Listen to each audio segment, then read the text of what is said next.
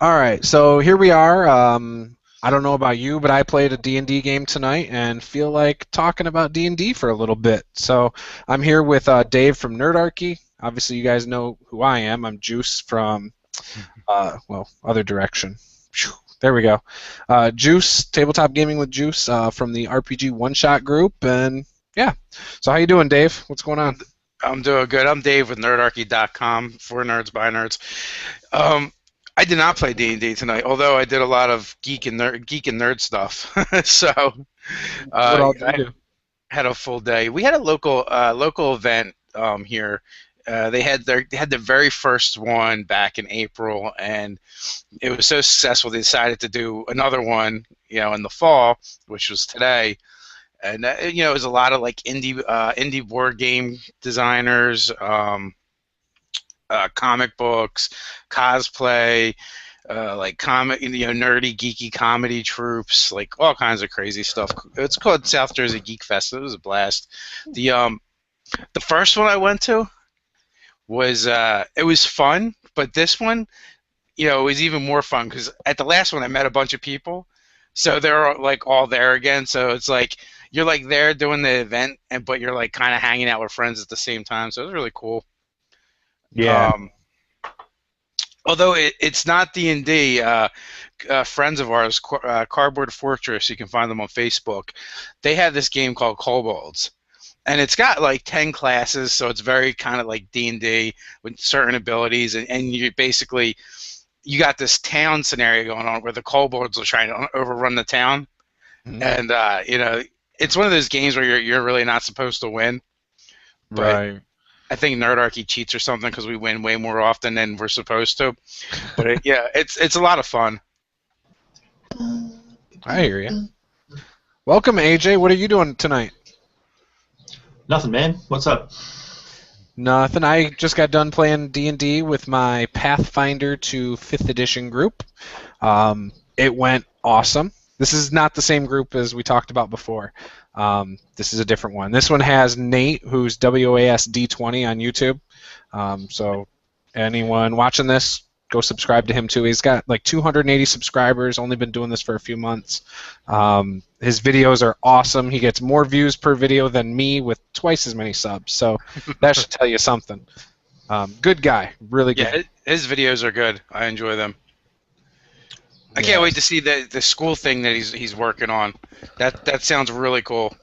yeah. He asked me to help him out with that too, so I was pretty excited about that. I think that'll be next January, so a year from January. So yeah, but no. So we played. I filmed a recap video. That's why it was so late getting on here. And I've decided I need to type up every single spell from the player's handbook, so that I have it all in a Word document. I can just copy and paste people's spells so they have spell sheets instead of buying all the spell cards multiple times.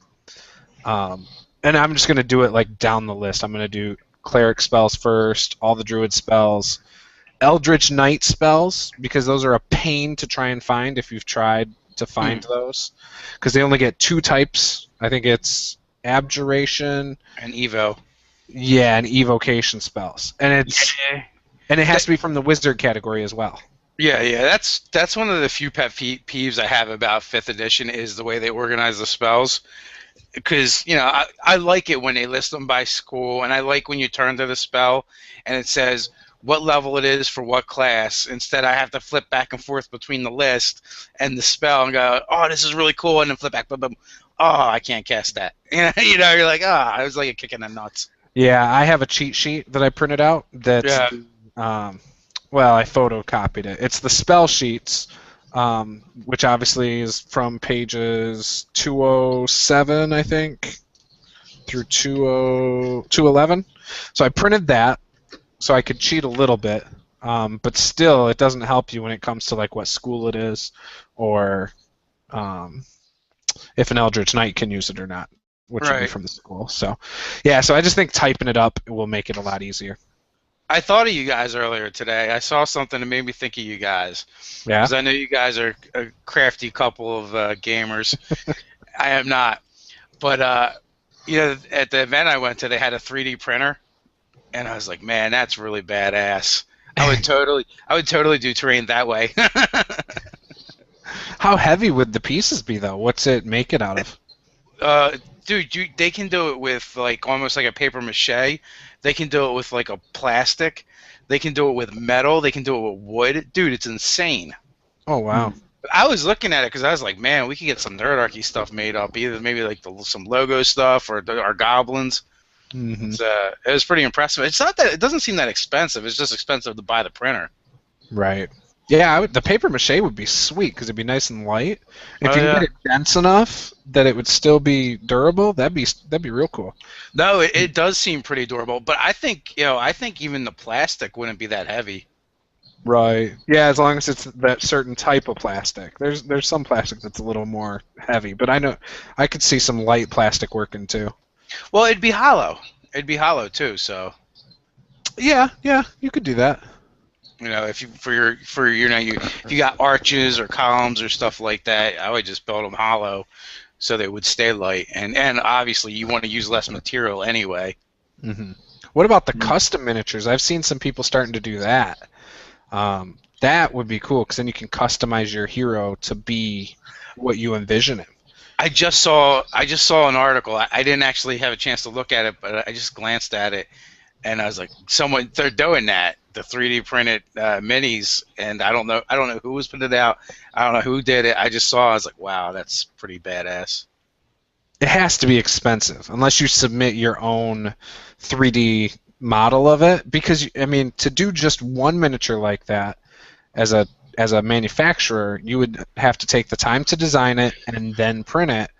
So you'd have to charge for the labor. Well, yeah, there's a setup fee. Like any kind of printing, there's always a setup fee. Right. You know, which you only pay that once, but obviously if you're having a custom made mini for your guy, so like you're only going to get the one. So yeah, it is probably going to be expensive, but you know, it's one of those things like where else can you get it? You can't. And I don't think you have to have the 3-dimensional image. I think you can give them a flat image and they'll turn it into a 3D. I mean, like, that's the whole point, right? They'll use like Poser or Daz Studio or something like that to make it a 3D image, whatever they'd use as their modeling program. Yeah, I'm like, well, I don't actually care. Just make it happen. Right. That's what you're paying for, right? Like, I think he said it was like 33 cents a cubic centimeter. Is like the base cost. It's like he said, generally works out to be, and for the labor, it's like $5 an hour. Wow, so you're still talking maybe $15-20. Oh yeah. For one mini, you're right. It'd be absolutely expensive. Well, it's $15-20 though. It wouldn't be that bad for your heroic character. Yeah, well, you know. And then the labor to do if you did a line of like 10 goblins, that wouldn't be that bad because your labor would only count towards the first one, really. Well, your setup cost. So, you know, I was looking. So the setup cost you would pay once, and then I was looking like if you do a run of X amount, you get like a per unit price. You know, but they still charge X amount depending on like how much time the machine's running. Is kind of the deal. Yeah, at the moment there's it's sort of a trade-off between how fine you want the detail to be and how durable you want the end product to be, and it's hard to find a reasonably priced 3D printer that gives you the good level of fine detail, like a smooth build. Otherwise, it's got a sort of a granular look to it. Same thing with, like, if you go to Shapeways, where they do all that sort of rapid prototyping thing for you. So people submit designs, you buy the designs, Shapeway builds it and sends it to you. They have certain limitations on materials and things, and a lot of their stuff that they do is made using very high-tech. Very high-tech pause. Yeah. Solid chunks and things. Yeah. So you can get some crazy stuff. But yeah, I've seen some pretty... You've seen some pause.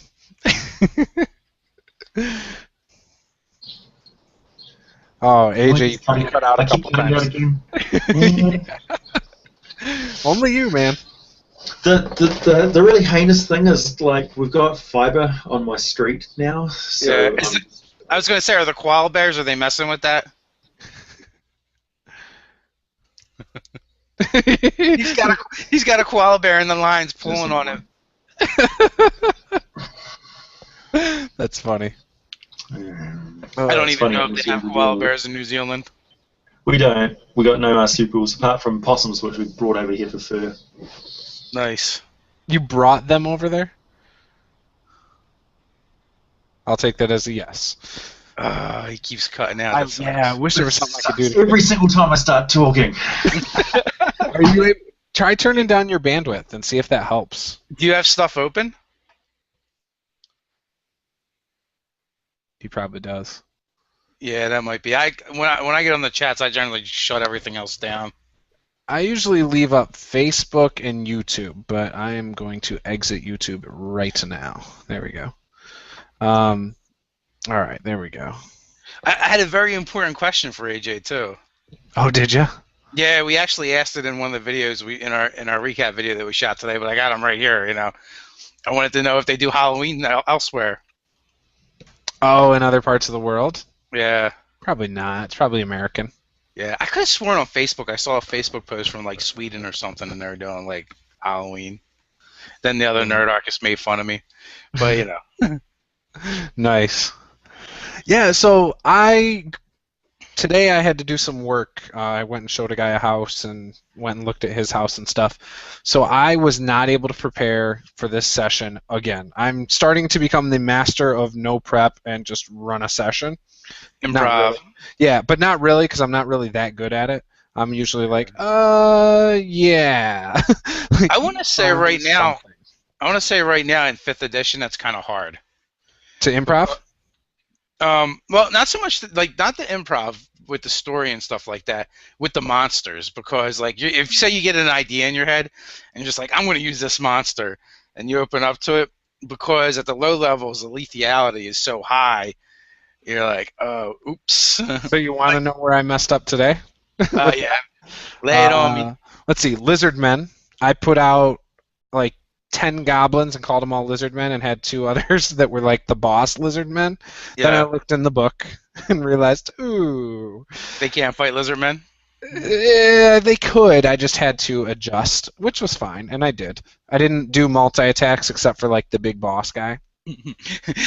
I could, except for all these lizard men happen to have multiple sclerosis and Right, no and a multiple club attack. foot. But the other one, the bigger ones, because of their shield and their spear, they were able to use the spike shield and the spear. And then on top of that, later on, I had my idea was because when they went to the mountain, they went into Vampire Cave. Basically, they came up against 2 scorpions. Well, I took one of the scorpions away right away after I looked and saw that they got 3 attacks and all this stuff, and I figured this is gonna be a tough battle. They wiped the floor with the scorpion. What level's your party? I have 2 players who just made it to 3rd level before tonight's session, and 2 that were at 3rd level and made it to 4th level after the scorpion battle. I actually should have been before the scorpion, but I made it after. Well, I forgot. yeah, that's not too bad. I mean, scorpions are a CR3, I believe. I was looking at them earlier. Were they?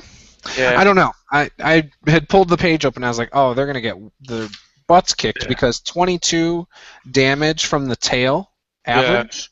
Oh, yeah, that's harsh. So they get 3 attacks. They get the 2 claws, which also are in Grapple. grapple, Right, and then the spear.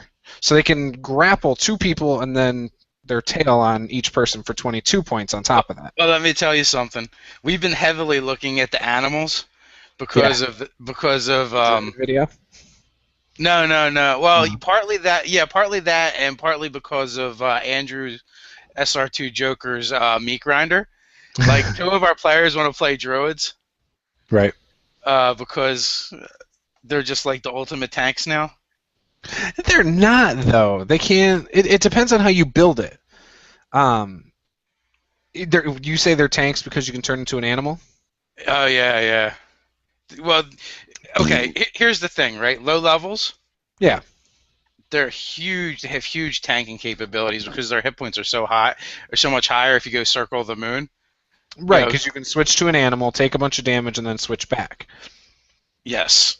Right. But not only that, like the animals can take so much more damage. Like I think a dire wolf is like 50 some hit points. Yeah, but it's also a CR1, CR2. Yeah. CR1 is second level when you first get wild shape. Mm-hmm. So second level, that's pretty beefy. That's interesting because everyone's referring to the bear when you're talking about a druid. Everyone's like, "Oh, you want to be a brown bear." If you want damage output. Yeah, but your AC is low, so it's really easy to wither those hit points away, especially if you're trying to play a bear and I misspoke, but engaging with everything. I misspoke. A dire wolf is armor class 14, not too shabby. 37 hit points. Right. Yeah, And, which a bear is like 37 hit points or something too.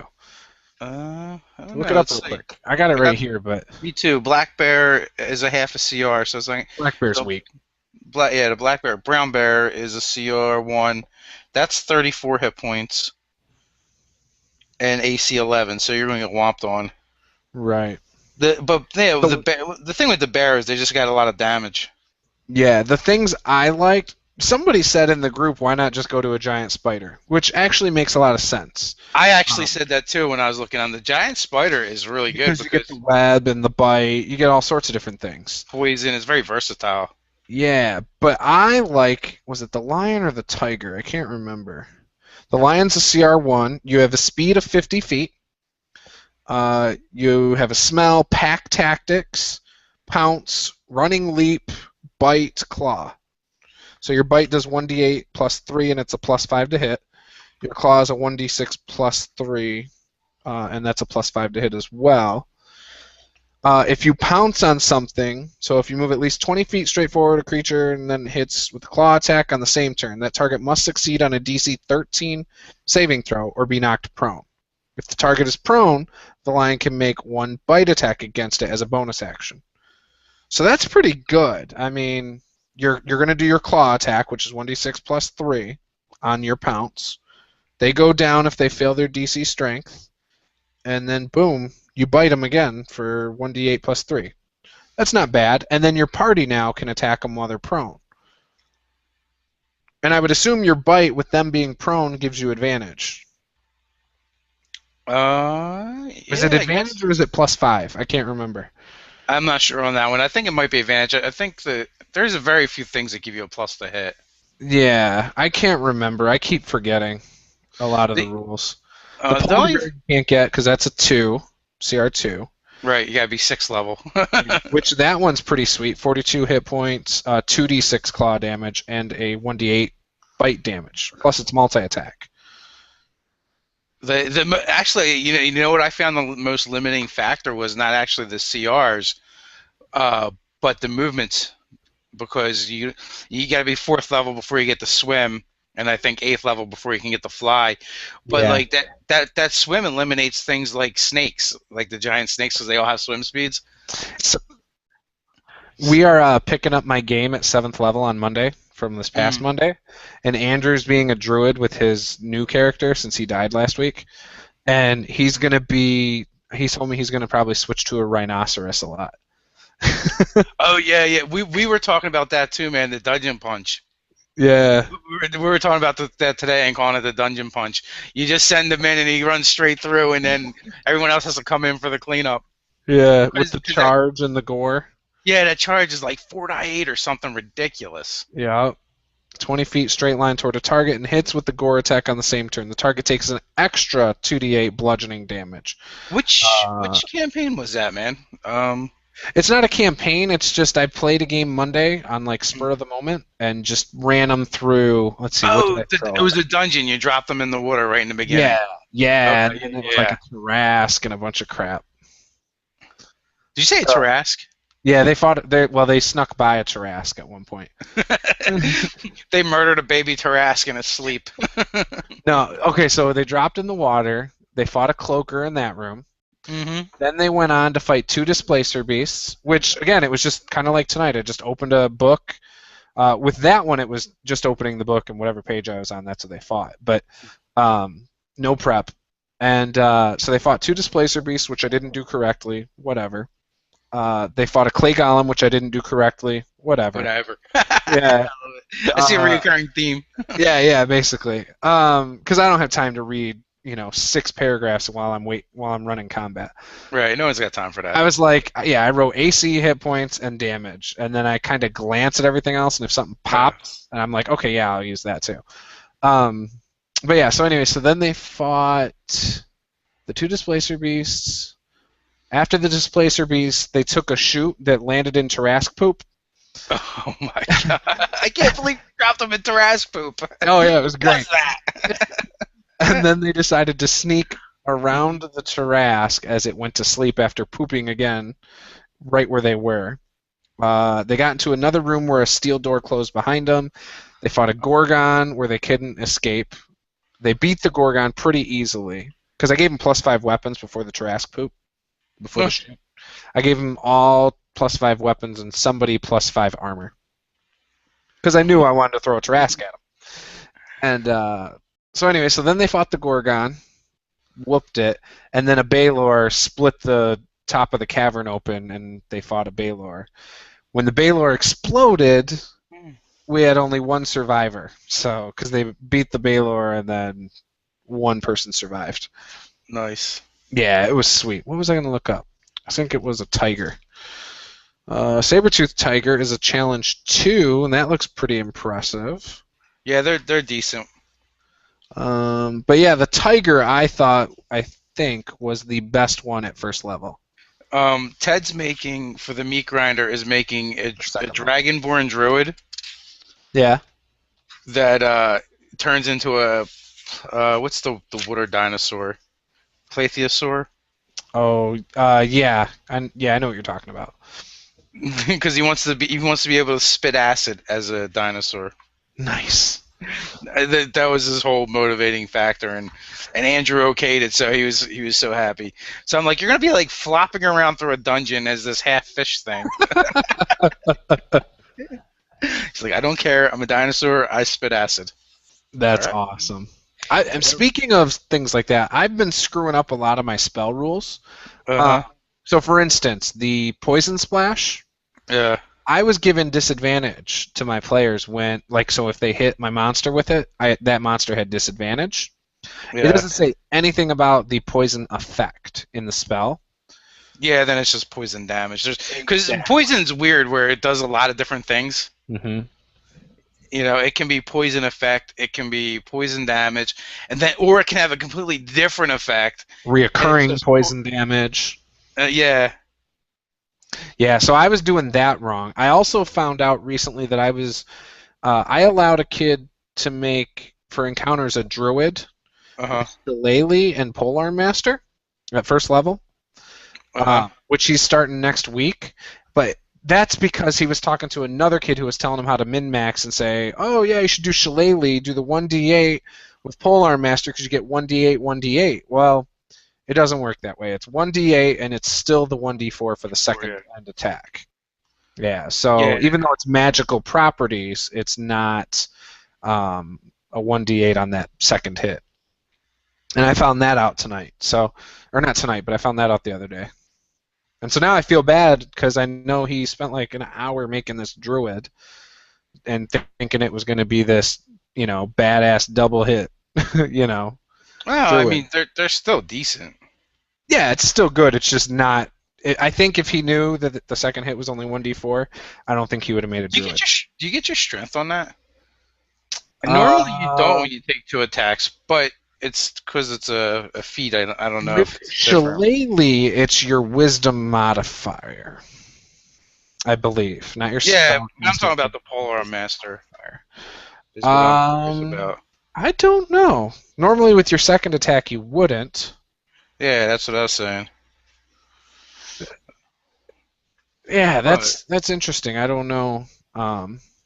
Rules, schmools, Polearm Master. Here we go. When you take attack with only a glaive, however, quarterstaff, you can use a bonus action to make a melee attack with the opposite end of the weapon. The weapon damage die for that attack is a die 4, and the attack deals bludgeoning damage. It doesn't say that you don't. And it just says the weapon's damage die is a die 4. But it doesn't say you do either. You can use that argument both ways. Yeah, but you go by the general rule unless there's a specific. Mm-hmm. is how is how the system is worded. Right. Yeah. So I And you know I'm learning a lot, which is nice because I'm running so many games. Like I feel like I'm seeing a lot of situations where I'm like, oh, I screwed that up. I screwed, you know. and I think you have to go back to the wording too, because it says because it's not calling it an offhand attack. Right. Um, It's calling it a second attack or something like that, or well, it does. It says like two-handed attack. you can use a bonus action to make a melee attack with the opposite end of the weapon. Yeah. So I think And that's exactly how it works normally with the other one, though. with So for instance, as an attack of opportunity, mhm. you'd only get the 1d6 or whatever quarterstaff or whatever the first thing is. You can't do a double attack as an attack of opportunity. Well, no, because You don't get a bonus action. because you're not using an attack action. Right. Right. So you have to use the attack action in order to get it. Right. So here's a question for you. My fighter in my game tonight, he does a great sword as his weapon. He decided to go Eldritch Knight, which I was surprised about. But he went Eldritch Knight, and one of his spells is Shield. Now it's a reactionary spell. So with a great sword, I guess, would you allow your player to do that, even though it's a two-handed weapon? I would assume that they could like hold the great sword with one hand and cast the spell real quick. I don't know if it's like a material component spell or what, though.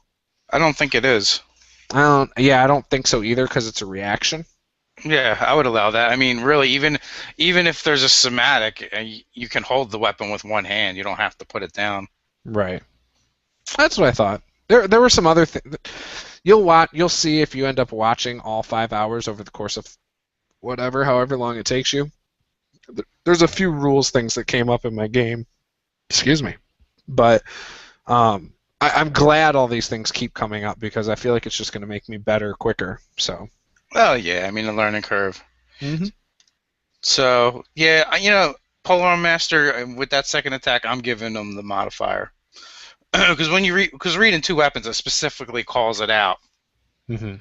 And the other one doesn't, so. So you'll allow it? What were you going to do? Allow the modifier on it? I'll allow the modifier. It's only a D4 anyway. Yeah. I'm sure it's asked. Did you read through the replies by Mike Merles on Twitter? It's compiled on N-World or whatever. I have not. There's a ton of stuff that people have asked. Just yeah. Tons of crap. Yeah, him and some other people have responded, some of the developers. And so there's errata that's just, or frequently asked questions, that's a ton. And they've organized it pretty well. So they organize it like by spellcasting, feats, just different things. It's laid out pretty well. Yeah, I'm gonna have to check that out. Yeah. I didn't realize I haven't been over in N-World in forever. I only saw it because I asked a question about the shillelagh thing. Somebody told me. I responded to an original thread of somebody talking about how druids are overpowered because of the animal switching thing, and it's not balanced with the rest of the game. And so I I commented and I said, "Who cares about the animals when you can do shillelagh and do 1d8 with Polearm Master?" So then somebody corrected me and said, "No, Mike Merles put the kibosh on that. Here's the thing on N-World." Yeah. And so I checked that out, but yeah, they're not gonna like what I'm doing with Ranger. Then what are you doing? I'm just gonna say fuck economy of actions and fairness and all that stuff. If you're a Beastmaster Ranger, your animal can just do its thing because otherwise it is the stupidest, most retardedest thing on the planet. How's it work by the book? Basically, it gets to use your actions. Oh, so you can decide not to attack and make the animal attack instead? Yes, it's super lame. Yeah, that is pretty lame. I think at 7th level you can, as a bonus action, you perform the help action. That's the only thing that's even remotely useful. I'm like, that is so stupid. It's who's going to want to play a Beastmaster Ranger, especially when we just did the video on Rangers today. Especially when the the hunter ranger gets all these cool things they can do. So I don't even like. Yeah. I guess it's a holdover from 4th edition with the action sharing, which they could have not brought that over. I would have been perfectly happy with it.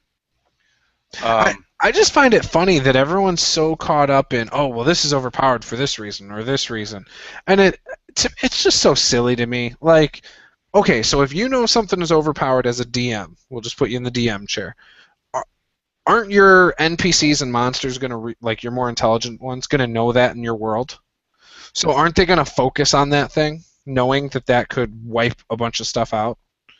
You know, it's like, oh, you see the biggest, baddest fighter. Well, that's typically what these soldiers will go after first. Or, oh, they know that wizard is able to cast amazing spells in most situations. That's what they're going after first. Like, I guess I don't understand why so many people are worried about something being overpowered. I don't know, especially coming from 3.5 and Pathfinder, where there was so much power creep. It's not even funny. And the spellcasting classes were so much more, overpowered than anything else. Yeah. Yeah, you're right. It doesn't make any sense. I don't actually care. I care about what's fun. That's all I really care about. Like, and that's why I'm changing the Ranger Beastmaster, because you know what?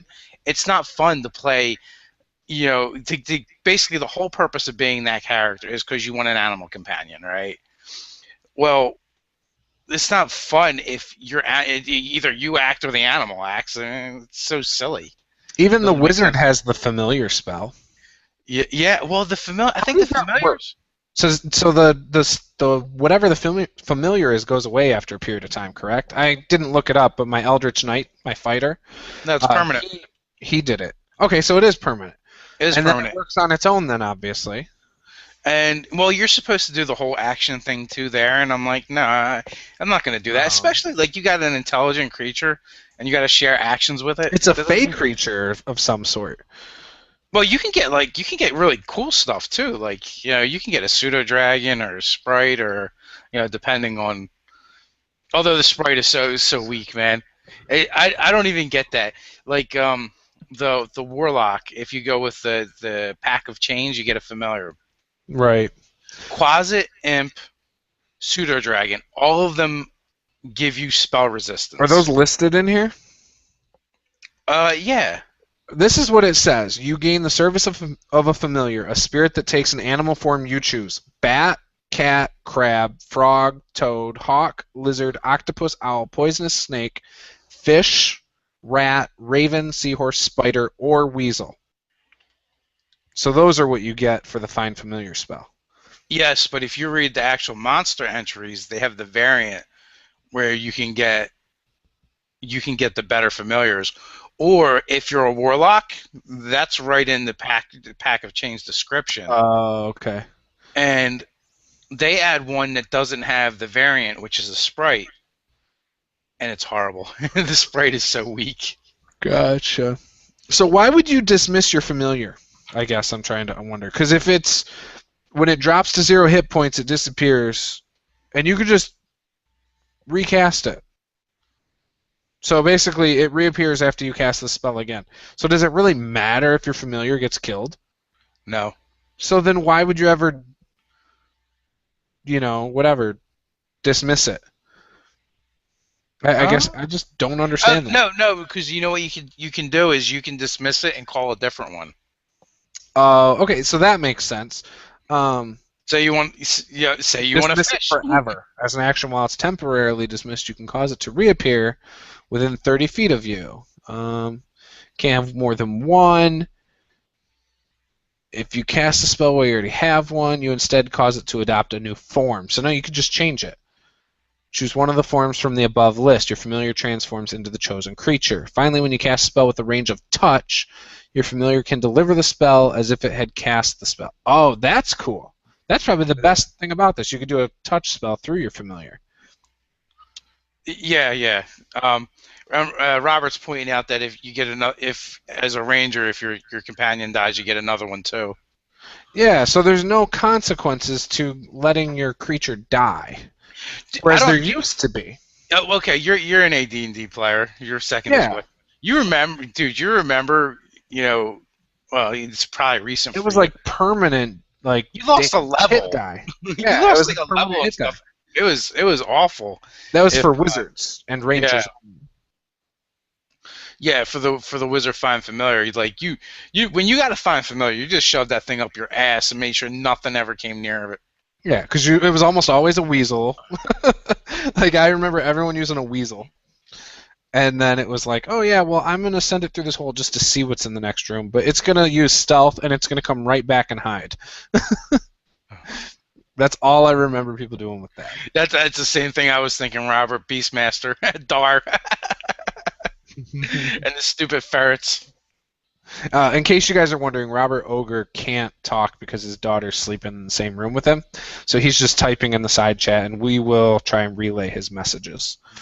So, but yeah, I don't think you should lose permanent hit dice, but maybe something like you're at disadvantage for the rest of the day. That's like a grieving period, maybe. That would be cool. You know, it would make sense to me. Well, I mean, part of it though is you can't recall it right away, more than likely, because not because you can't, but because you have to have there's a gold piece attached to it, which at higher levels isn't that big a deal, but it takes time. It's like an hour to cast that spell. Yeah, So it's a it takes- ritual spell, isn't it? No, I don't think so. I think it's a regular spell. It just has a long duration, or I mean, a long casting time. Yeah, you might be right. Yeah, I don't know. But so here was the question. So they were traveling. He made his companion an owl, which is cool. And the reason he did it is because he's human. That gives him night vision. Because he can see through its eyes, or at least that's what we're assuming. Because it says you have a telepathic connection, and I didn't read the spell. Well, yeah, you can, but when you see through its eyes, you can't see through yours. Right. You So snap into a daze. Yeah, so you're kind of useless. Right. So he did the owl. It is a ritual spell. The casting time is 1 hour. So you can do it without. So because it's an hour, you're never going to use up your first level slot. Right. Like I don't. Why even make it a first level slot? Just make it a cantrip at that point. A 1 hour cantrip. Well, because they don't have rituals for. But you wouldn't need to. You're never going to take an action to do a 1 hour ritual. No, you're not gonna do an action. You're gonna take to do a 1 hour anything. You're not going to do anything. You're never going to use up that first level slot. Is my point. So if you make a cantrip that takes 1 hour, it's the same deal. Yeah, I guess, but I don't know. It breaks the economy of. How I guess to change it in the middle of something, I guess would use your slot. Well, I think the casting time is always an hour, right? That's what it says. That's weird. Oh, here was the other thing I found tonight that I thought was completely just dumb. Under the fighter class, right? Go to champion. You know how it gives you like that athletic, what is it? Level 7 athletic something or other? Yeah. It gives you an option of 3. So remarkable athlete. In addition, so you can add half your proficiency bonus to any strength, dex, or constitution check you make that doesn't already use your proficiency bonus. Oh, I was thinking saving throw. Never mind. I was going to say you already have strength and constitution. So it would always be just dex. But now I get it. It's a check, not a saving throw. That's my bad. Yeah. So, well, you know what we found to be weird when I just learned something in my chat. Well, it happens. It happens to the best of us. We saw that was really weird with the ranger. Mm-hmm. At 20th level, he gets Foe Slayer, and basically, once per turn, you can add your Wisdom modifier to your attack roll or your damage roll against your favorite enemy. Right. Now, that's not a bad ability, right? Right. 20th level. Why bother? It's like, I could have used that one yesterday. Right. Because, your Wisdom score. What is your Wisdom score going to be at 20th level? I mean, it's not going to be that high. Maybe a +2 or +3. Yeah. It's very inconsequential at that point. Maybe at lower levels that would have been great. Well, as a ranger, is your wisdom's not even your highest thing most of the time. At least not mine. Mine would be probably dex. Yeah, you're gonna want depending if you're a ranged or finesse character, you're gonna Yeah. want dex. But then right after dex is gonna be con. But if you are focusing on being more of a spellcasting ranger, then yeah, you would want wisdom. I mean, it depends on what kind of build you're going for. For me, my wisdom would never be max, so it wouldn't matter. Well, and that's the point we were making too. We don't think most rangers are gonna build, that to max. Let me see. A good ranger spell. I thought it was called Barrage, but I'm not seeing anything over here. They do. One of the things though, they do have a lot of really great spells for the ranger. Right. Same with paladin too. They really made them thematic and fun to use. Maybe it was Hal Thorns.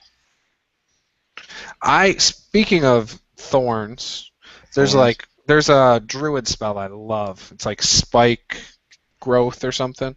Okay, that was always my favorite in earlier editions too. That is, you see, and I think I've played in a game where somebody's used it before, but I've never really paid much attention to it. 'Cause You know what? I had a DM F me over with it really good, and ever since then, because you went through it, Yeah.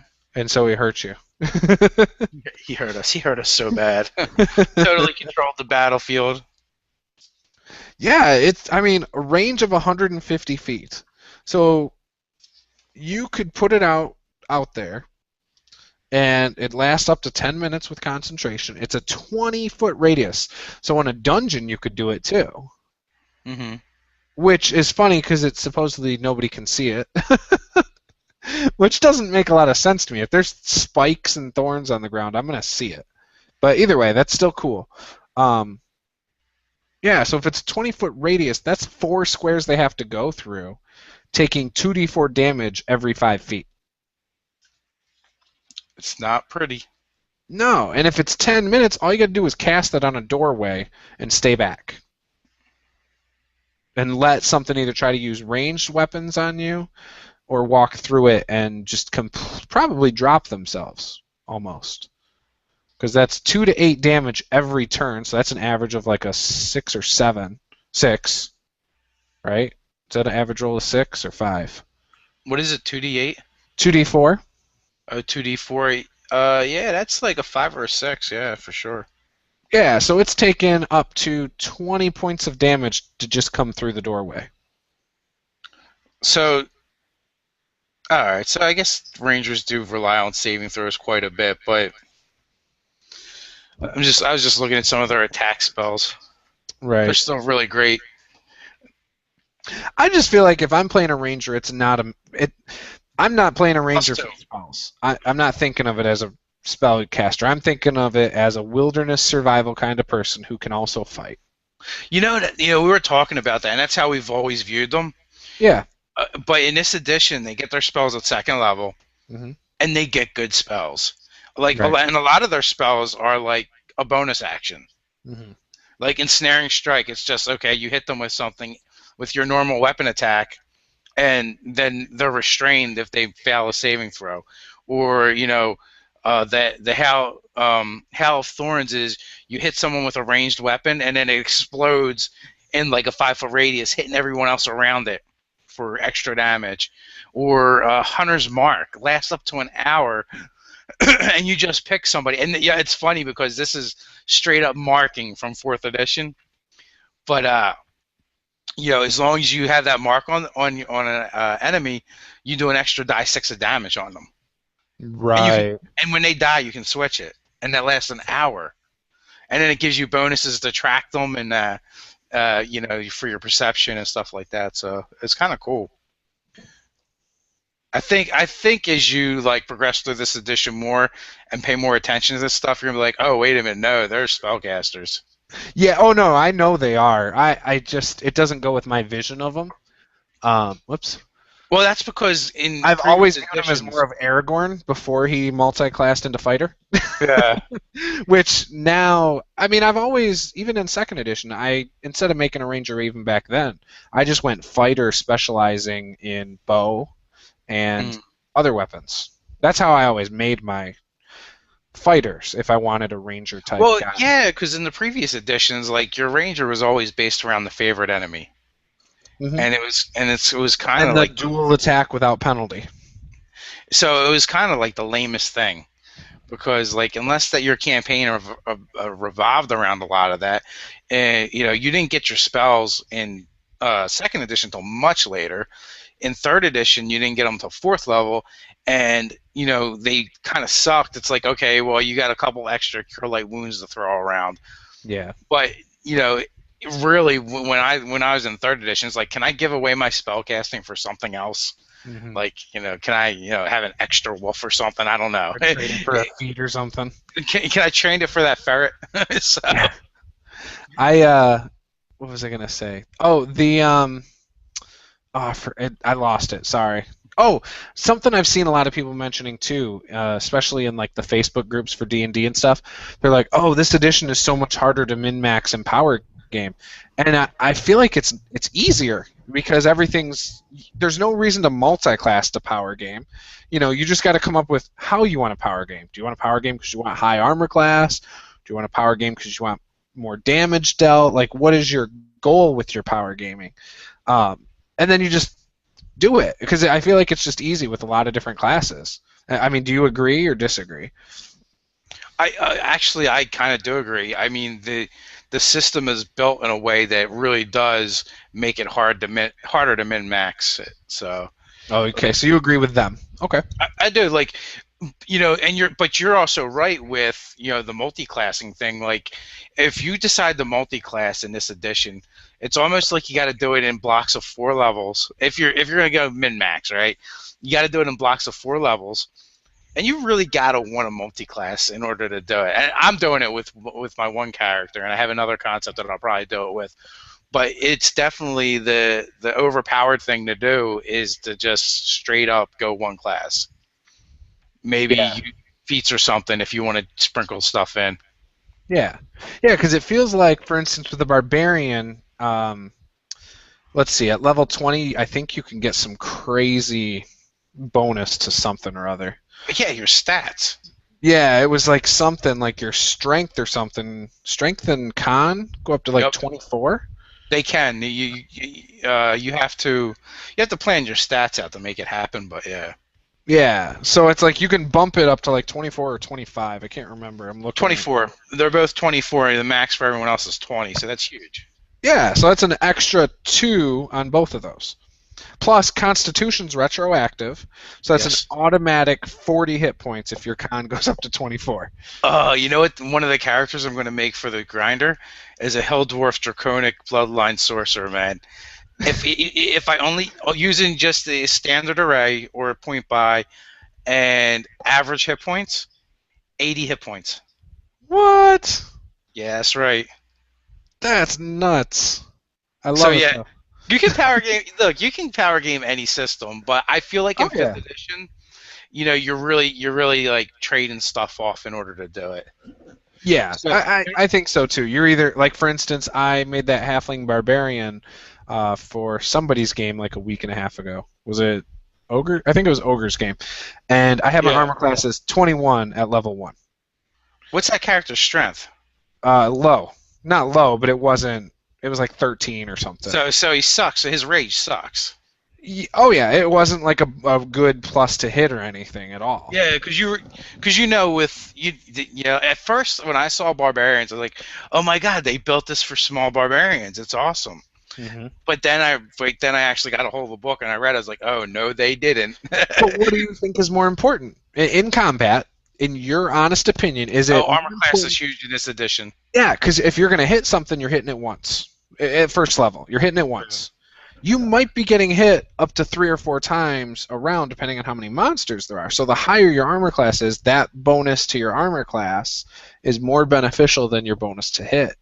Now, but here's the thing with the barbarian. The barbarian is all about dealing damage. But at Even, second, is it second level you get that feral strike, which bumps you to hit? I think so. The reckless strike or whatever, when they can gain advantage. Yeah, so then it doesn't matter what your strength mod is to hit them, because now you're hitting. And if you're rage, can you rage at the same time as that? Yes. So then you get also a +3 to hit or to damage, on top of whatever your damage bonus is. So now at second level, you have the best armor class, or damn near close to it. You're gonna hit. If you're a human, obviously you can't get to 21 with a human, but if you're a human, you may have taken a finesse fighting armor class, or actually that's how I could do it too. You take the finesse fighting feat, or damage. What is it? The defensive duelist? Defensive duelist. Yeah, you can do that, but here's what happens though when you rely on Dex as a barbarian. Mm-hmm. Your rage bonus damage has to be a strength-based weapon. Oh, that's true. You're right. So it's a trade-off. That's true. That's where you take the hit. So, or you can choose to do it as your strength based, because that's an option. So you can still take defensive duelist. So defensively, you get that proficiency bonus to your armor class, which I think is what got me to 21 as the half, or not as the halfling. It couldn't have been. Yeah, you probably had a shield. You probably had a shield and a 20 dex and a 18 con or something. Ridiculous. Well, I didn't have a feat, was my point. So I couldn't have got to 21 with the defensive duelist. But as a human, you could do that if you rolled 18, 18 shield. So that's what? 4, 4 shield, that's 10. 20. Yeah, so you're up to 20. You take defensive duelist, now it's your proficiency bonus, which is 2. You're at 22. So that's still really awesome. That's only against one attack, right? Because you're using your reaction. It's a reaction, yeah. And here's another thing, right? How do reactions work? I was going to ask you that. Can you use that only once per turn? Yeah, you only one bonus, one reaction, one action, one move. And here's why you wouldn't want to do that as a barbarian. One of the barbarian's abilities later on is if you get hit, you can immediately attack them back as a reaction. Which one's that? I forget which ability it is. I just know that they get that.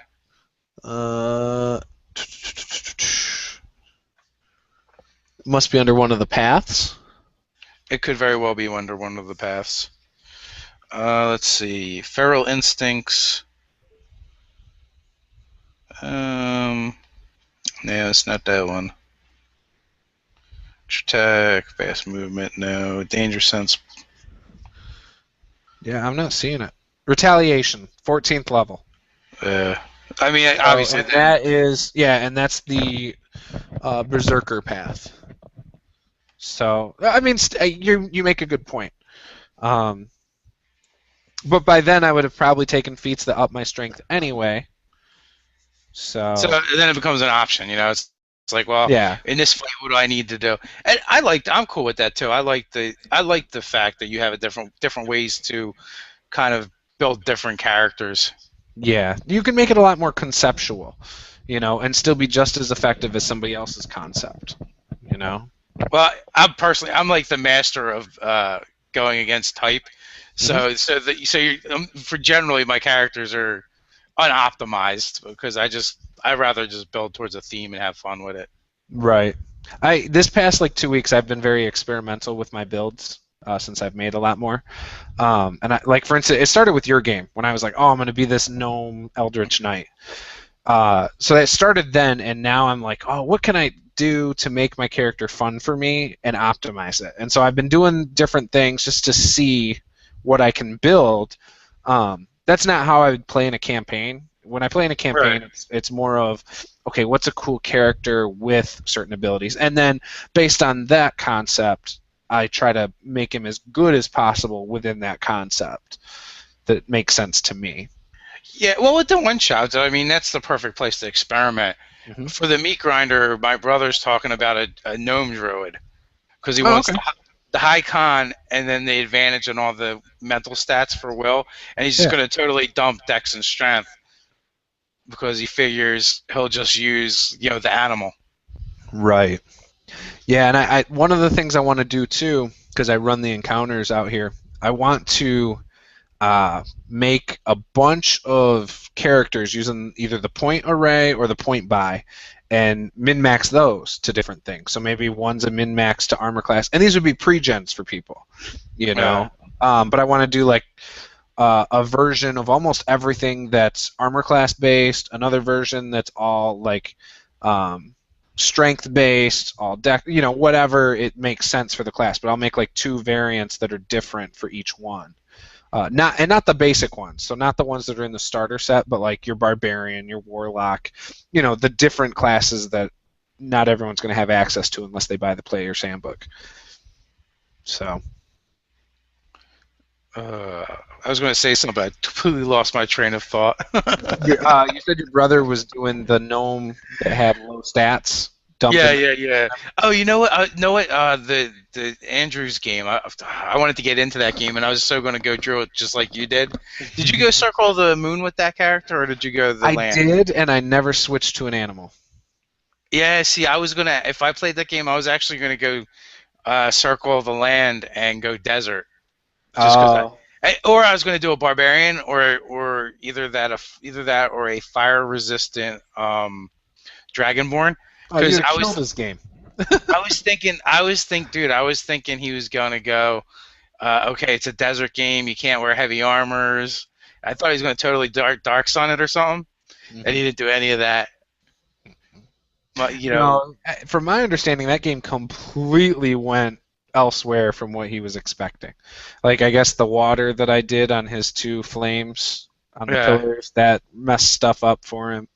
And then I guess there were some other things that we kind of threw a rope in, like the horse coming along. The horse was hilarious.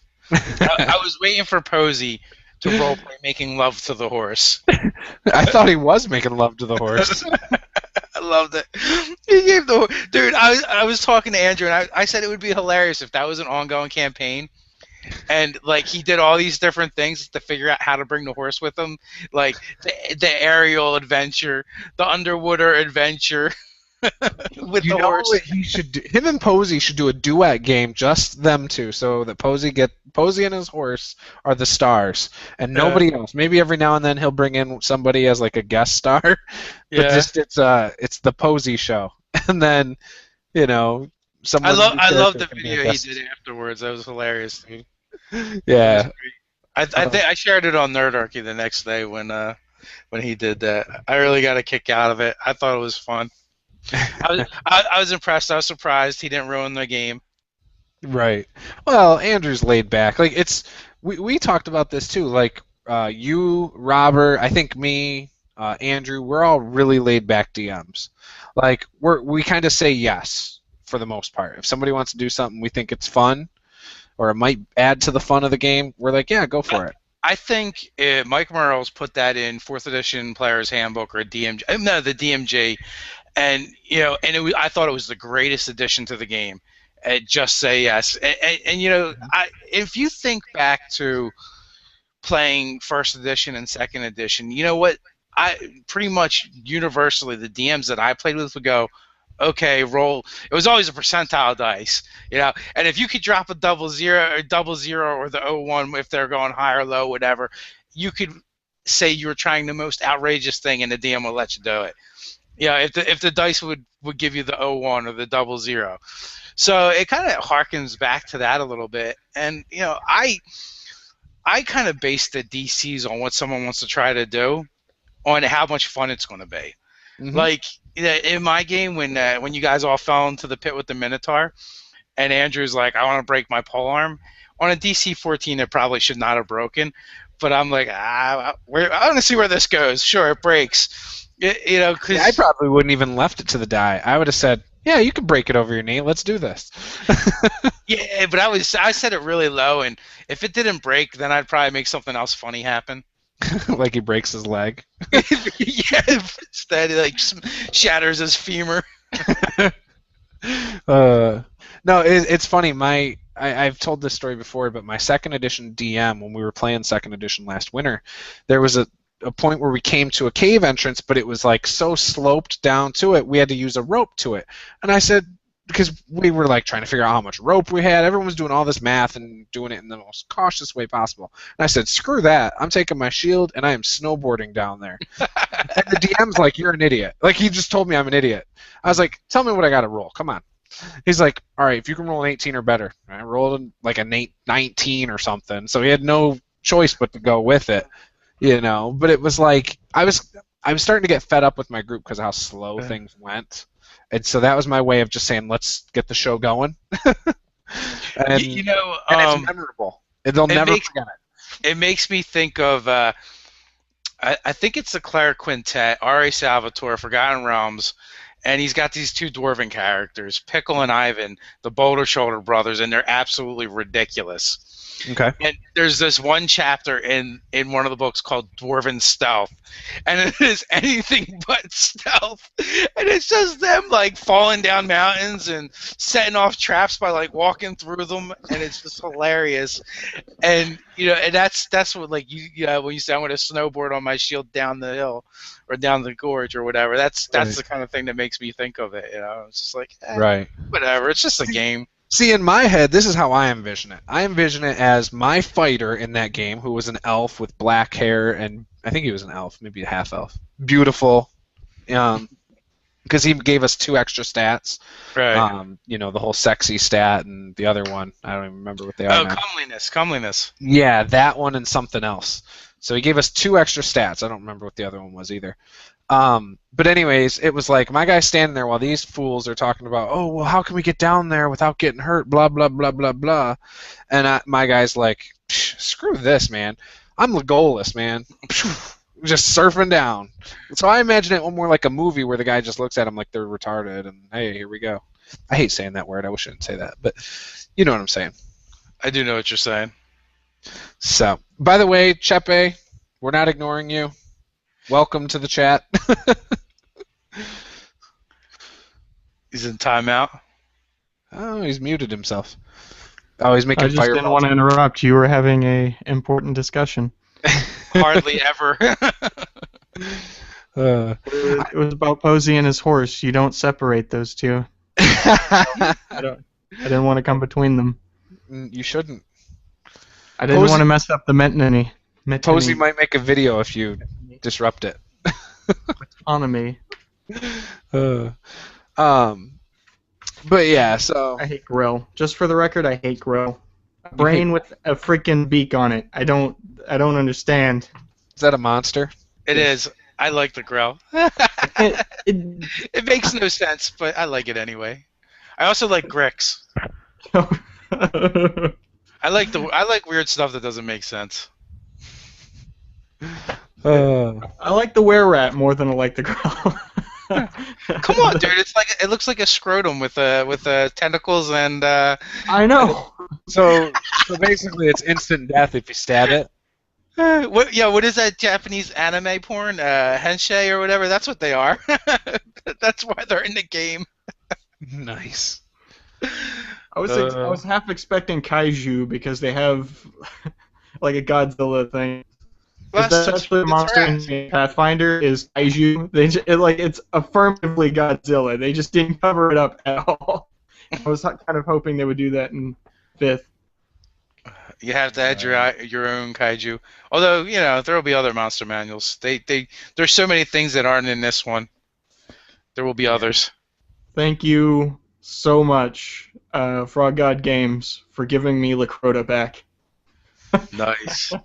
With their 5th edition free module that Andrew sent me.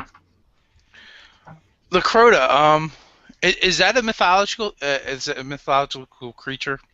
Yes, that looks. It's like a hyena with a lion with. No, I know what it is in D&D. I mean, that's the only place I know it from. 1st edition. I also enjoy that monster as well. They were great. I like anything that can trick the party by crying like a baby or sound like a woman in distress or whatever. Especially if you have a pack of them and they're using they're shouting testimonies at each other that are opposite. No, you're the liar. No, you're the liar over and over again. And using tactics to try to confuse the party and try to steer them into a ravine. I love doing That's not too hard with my parties usually. Sorry, I love doing very evil things with the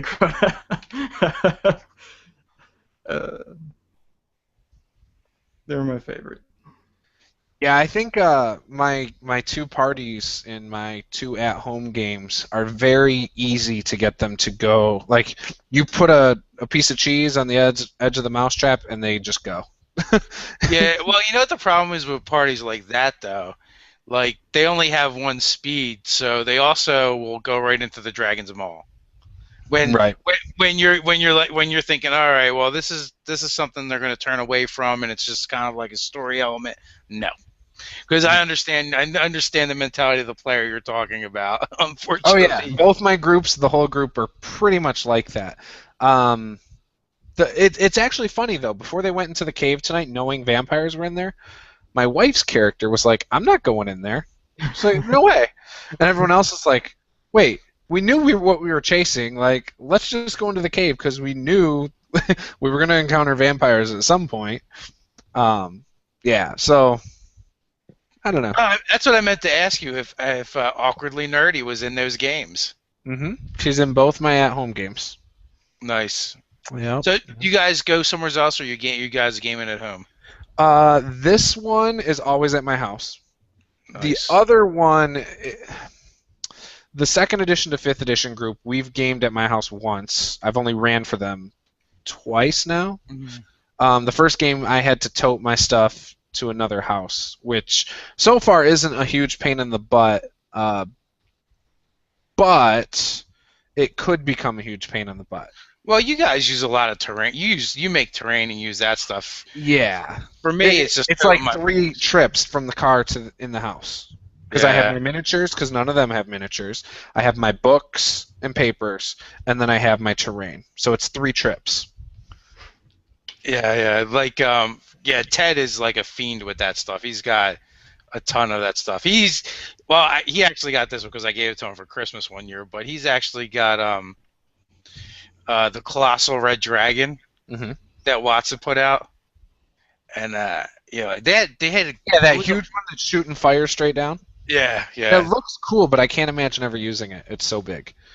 Well, if you ever use an Ancient Red Dragon, you need it. But I don't think I would use one that big still. I think I would use the, have you seen the Pathfinder Red Dragon Evolution set? I have not. The biggest one is like this big, maybe. That's probably as big as I would go. No way, dude. There's the Colossal. Dude, you can put a regular mini in its claw or in its mouth. It just fits perfectly.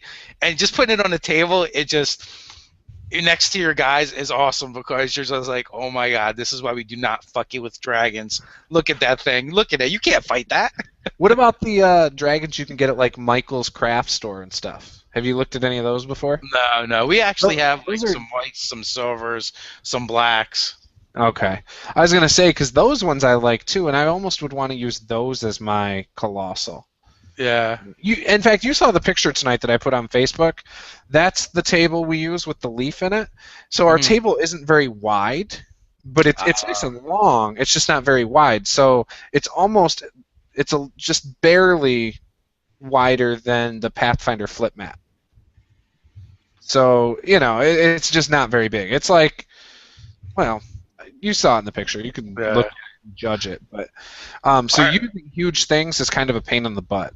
I can imagine. Our gaming table is a pool table. Ted took a pool table and then took pieces of plywood and then built like runners all the way around so it sits on there nice and solidly, and then covered it in felt. So we've always had a really big area to play with, which helps. Yeah. So, Chepe, you mentioned Gothnog's cantrips in the side. Do you own that? No, I only previewed it. Oh, okay. I haven't even looked at it. I mean, does it look like they scale with the spells that are currently in 5th edition? It doesn't look like they're more powerful or overpowered compared to the other cantrips from what I've seen. and the general ideas doesn't seem like that. It's like basic things like manipulate water, like changing the shape of like water and like fixing a faucet. Gotcha. Okay, so I mean it's pretty simple things. Yes, it's all very simple. It's just like normal cantrips. I mean, are they more flavor or are they mechanic based? Huh? Are they more like flavor based cantrips or are there mechanics to them as well? Both. Yeah. Okay. Flavorful mechanics. They're everything he said they were. Okay. From what I've seen. Right. I mean, they're not like something that other people probably haven't come up with by themselves, but the fact that it's written out for you with 5e mechanics will probably be convenient for some people, so it would be worth the price of entry, I would say. Yeah. I'll probably end up getting it just when I actually know I'm going to start an actual campaign. Where's he got that listed at? I'm gonna check it out. He posted it in the YouTube RPG Brigade. But you can find it on DriveThruRPG on Critical. What is it? Critical Hit Publishing or something? Critical Hit Publishing is his thing. That's his company. Have you guys seen any of the previews for the DM guide? Yes. Every one of them. The table of contents was the first thing I looked at, and I got so excited looking at the table of contents. I was like, "Oh yes!" I did, and then I looked at the create new character options, and it was only like 4 or 5 pages. I was like, "How much can they pack in there?" Oh yeah, it's basically like sounds like what Tim Harper's done with the cleric. Like, hey, just substitute this in and this out and make your own domain, or whatever.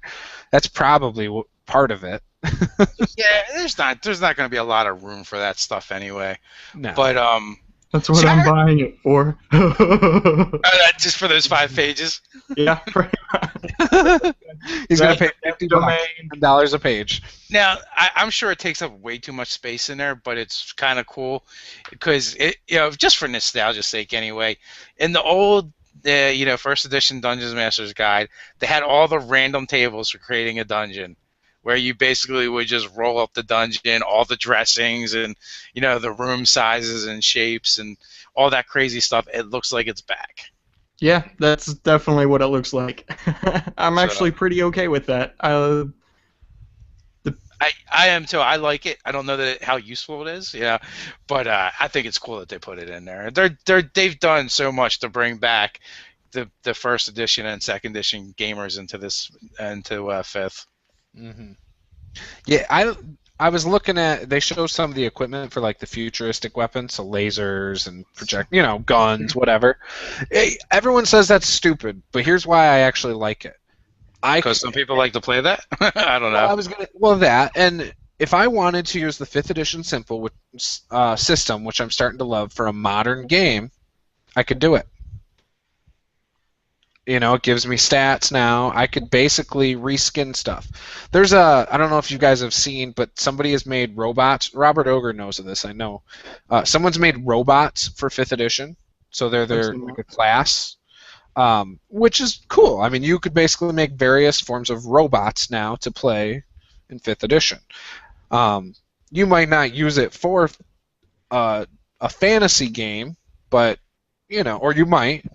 It's just something cool, to give people more options to play other types of games with the same system. Well, I want the Eberron races back. I love the races they introduced in Eberron. Mm. The Warforged, the Changelings, and the Shifters. Right. Yeah, I'm cool with more options, no matter how they bring them out to me. And technology, I was thinking Eberron, and I was also thinking I could probably port to Nobis pretty easily now, because they have firearms rules for me. Score. Right. I'm going to share my screen, and it has... I'm on EndWorld's site right now. Here's the table of contents. Okay. So, I don't know. This alone got me really excited. And I don't know why. Probably because the only DM's guide I actually own for D&D is from 2nd edition, and this blows that out of the water. But yeah, so that was one of the main things that stood out to me was like futuristic weapons, and then like you were saying, Chepe, the customizing characters and stuff. I like that too. The idea of that. What else? I don't know. Just a lot of different things I like. The poisons. It's got a full page of poisons, full page of diseases. Curses. What's that?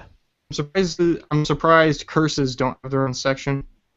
Wouldn't that be under magic? Did you see how much magic stuff is in here? Yeah, there's some. I was thinking that it might be. I just don't know.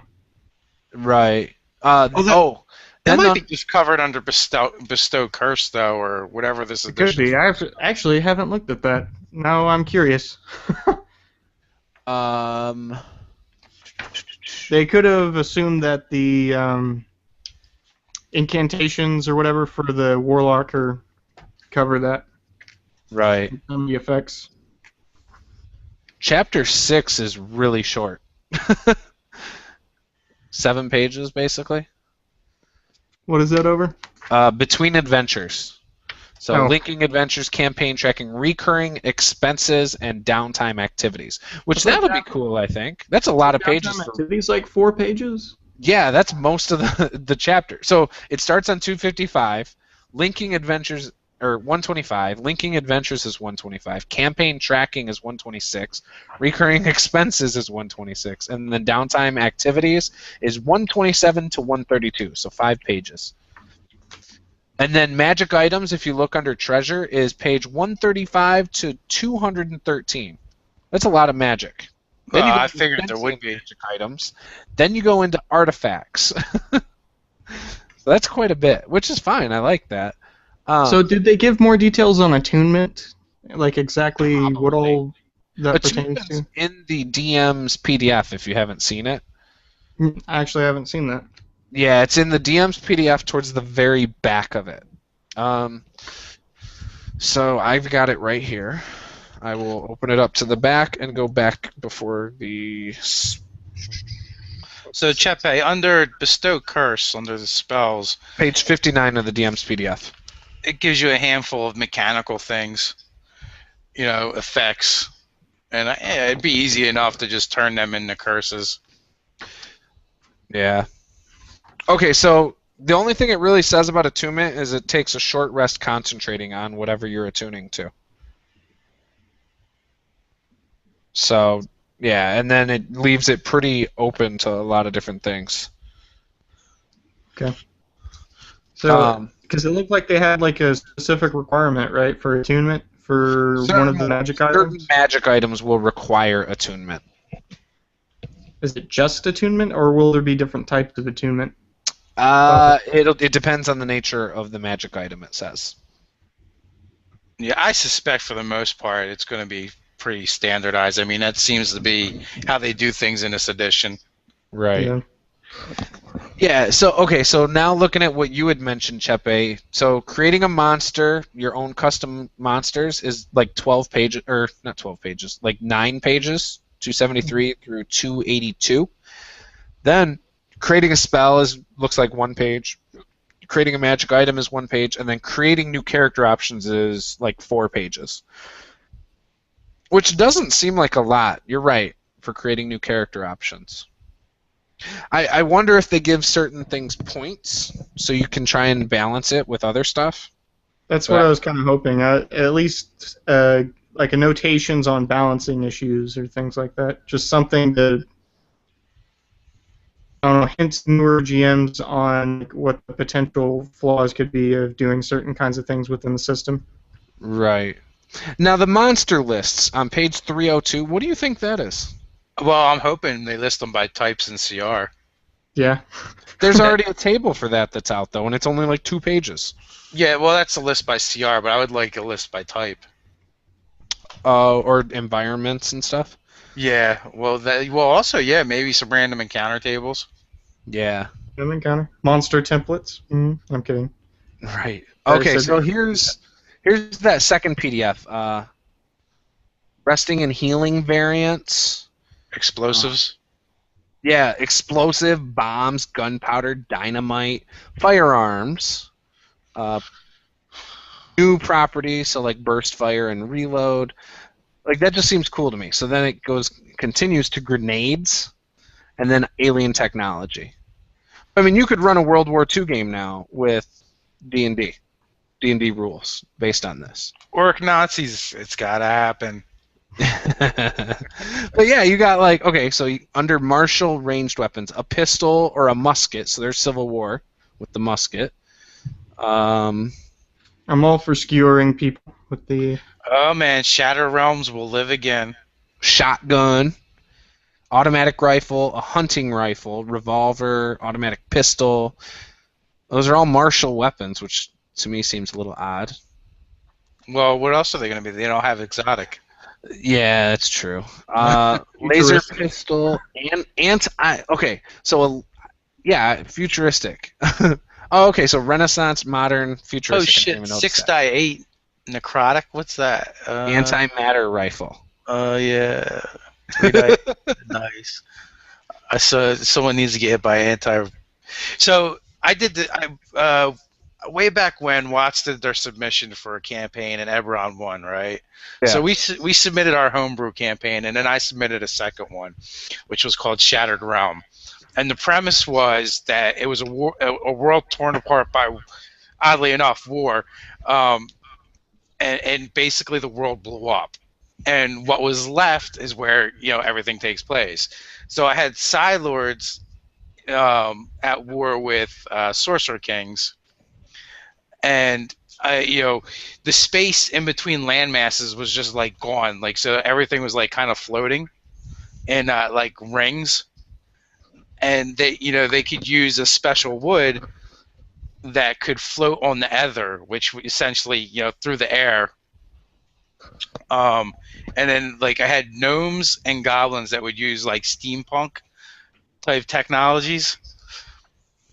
So, like, a lot of the stuff from Eberron, I'm like, man, I think they just folded my ideas into Eberron.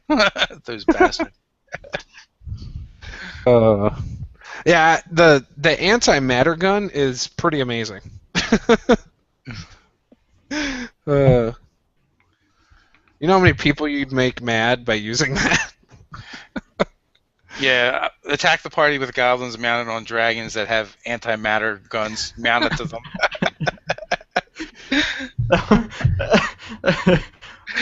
I sent some one-shots in the future. Oh yeah, it's happening. Wait till I get my hands on that Dungeon Master guide. Dude, you know what you got to do? You do like a Gamma World with that stuff. Oh, you could do anything. I know. Anything. I love it. I love the fact that now I can play anything non-superhero related with 5th edition, starting in December. But you could then take I feel like it would be easy to make superheroes though with 5th edition. You just tweak everything yourself. Oh, that seems like a lot of work. Level.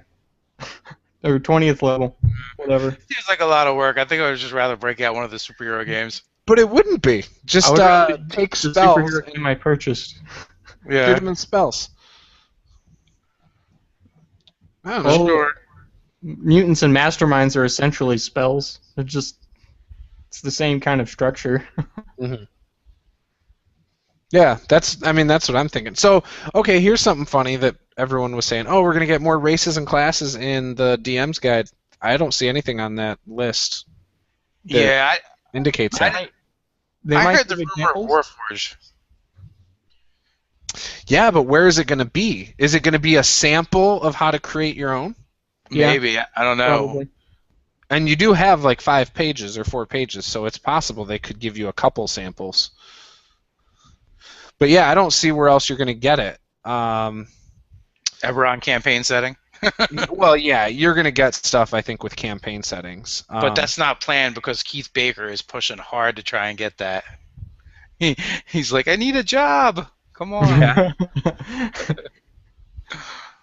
Yeah, so I don't see where else they would put it other than creating new character options. And they might just use one of those as an example. So maybe they'll do an example for a race and then maybe for a class or... So what do you guys think the Watts' release schedule is going to look like? No idea. What's the Watts' release schedule? I don't even know what you're talking about. Well, is Watts the writer or what? No, Wizards of the Coast. Oh, I've never heard someone call it that. Oh. I think I've heard you say it before, and it never registered to me. What the hell is No, this is talking about. All I know is they're with Kobold Press, and Kobold Press has been doing stuff with them, and I want my Midgard 5th edition conversion. That's all I'm saying. It needs to happen. I've been talking about this with other people, and I've changed my mind on it since I've talked about this last. Because Forgotten Realms is what they're going with. Originally, I said, oh, they're probably going to do Forgotten Realms, and then da-da-da-da, a bunch of other stuff. So we have books through December. So starting in January, I'm assuming we're going to get another book. I have a stupid question. Okay, go ahead. What about the Wizards sites under products? What do they got listed for 2015? Anything? That's a great question. I haven't even looked, to be honest with you. I mean, that probably would be a place to go. Well, you look at that while I talk.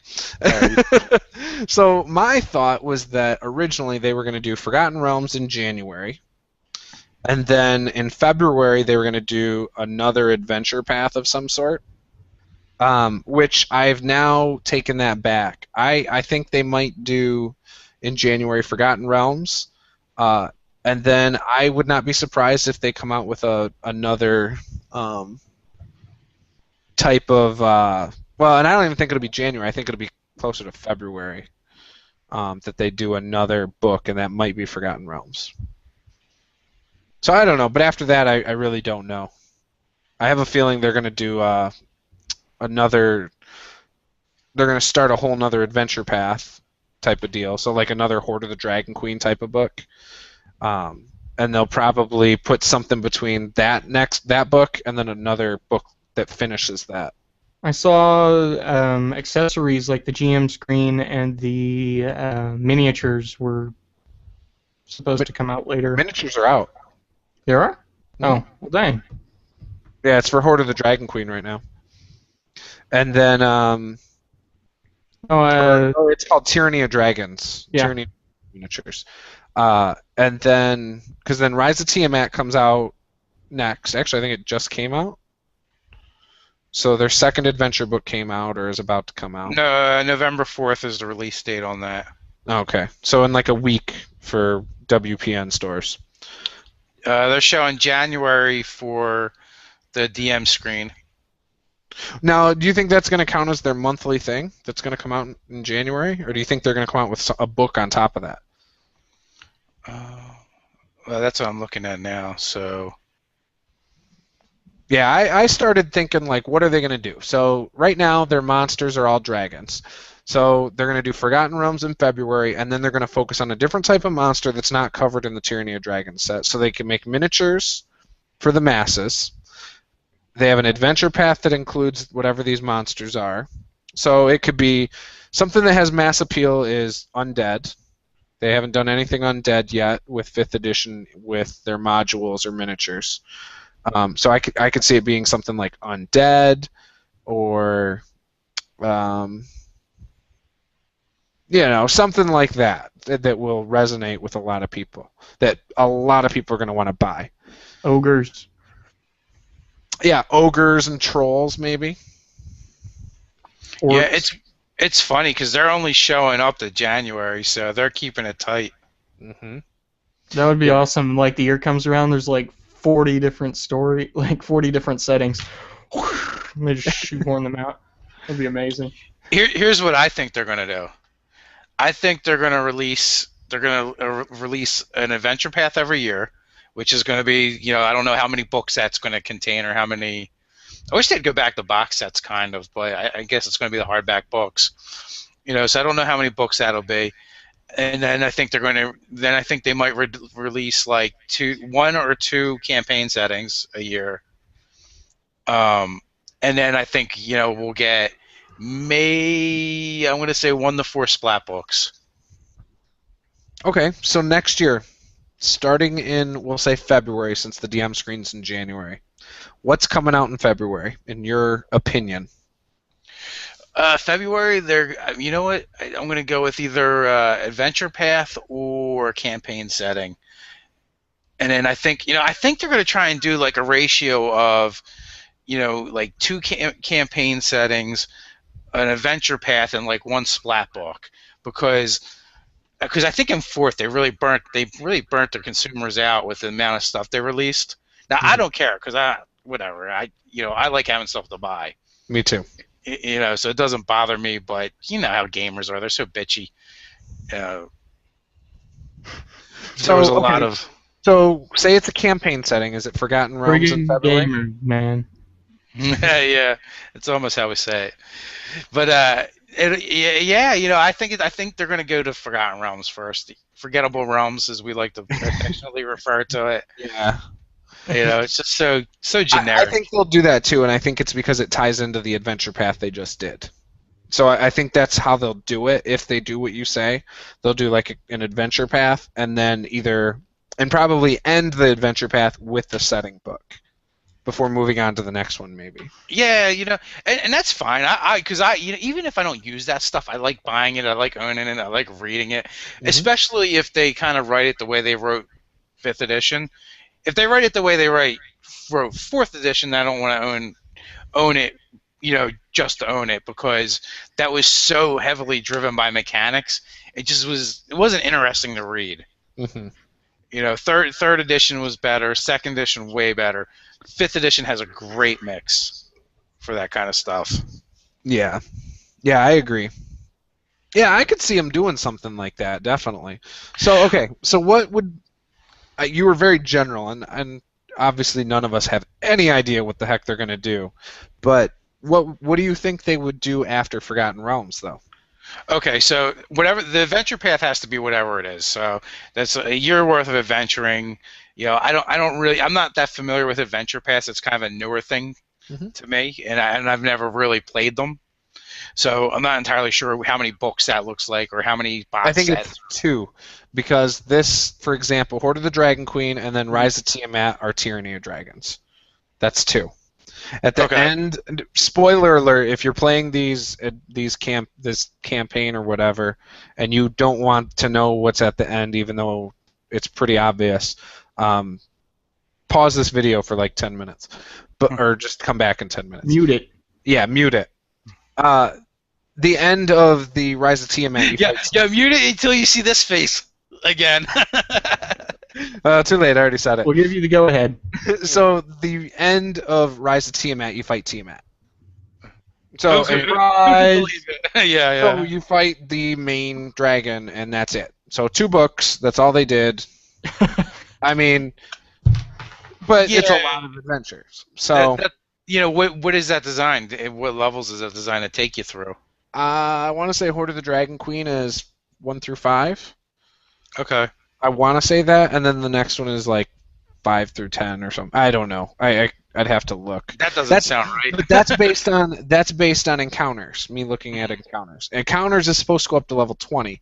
So maybe they will do more for Forgotten Realms. So maybe they'll do Forgotten Realms in February, and then they'll do 2 more adventure paths up to level 20 that aren't even related to Tyranny of Dragons. Well, yeah, because at 10th level you can't fight Tiamat. Why not? I can't imagine in one book they make you go 15 levels or 17 levels. Well, I can't imagine it either, but I can't imagine fighting Tiamat at 10th level. Dude, it's fucking Tiamat. That's the guardian of the first level of hell. Well, it used to be, but I think they kicked her out or she promoted her or something. I don't know what happened there. I'll look at my encounters printout that I did. Because it does talk about the schedule up through like February. Listen, you guys remember the Dungeons and Dragons cartoon, right? And Venger was like the main bad guy, and he was just a total badass, and everyone's afraid of him. But even Avenger was afraid of Tiamat. So at 10th level, you can't fight Tiamat. It just can't happen. This is what it looks like. All right, from the gate emerges, the 5 heads of each dragon, and this massive being steps out of the gate, and you're all dead. All right. That's what a 10th level party fighting Tiamat looks like. Yeah, no, I get it, because that's what a 20th level party looks like fighting a Tarrasque. So I get it. Okay, so Tyranny of Dragons for Adventures League goes from August 1st, 2014 to February 28th, 2015. So I don't know what that means. But let's see.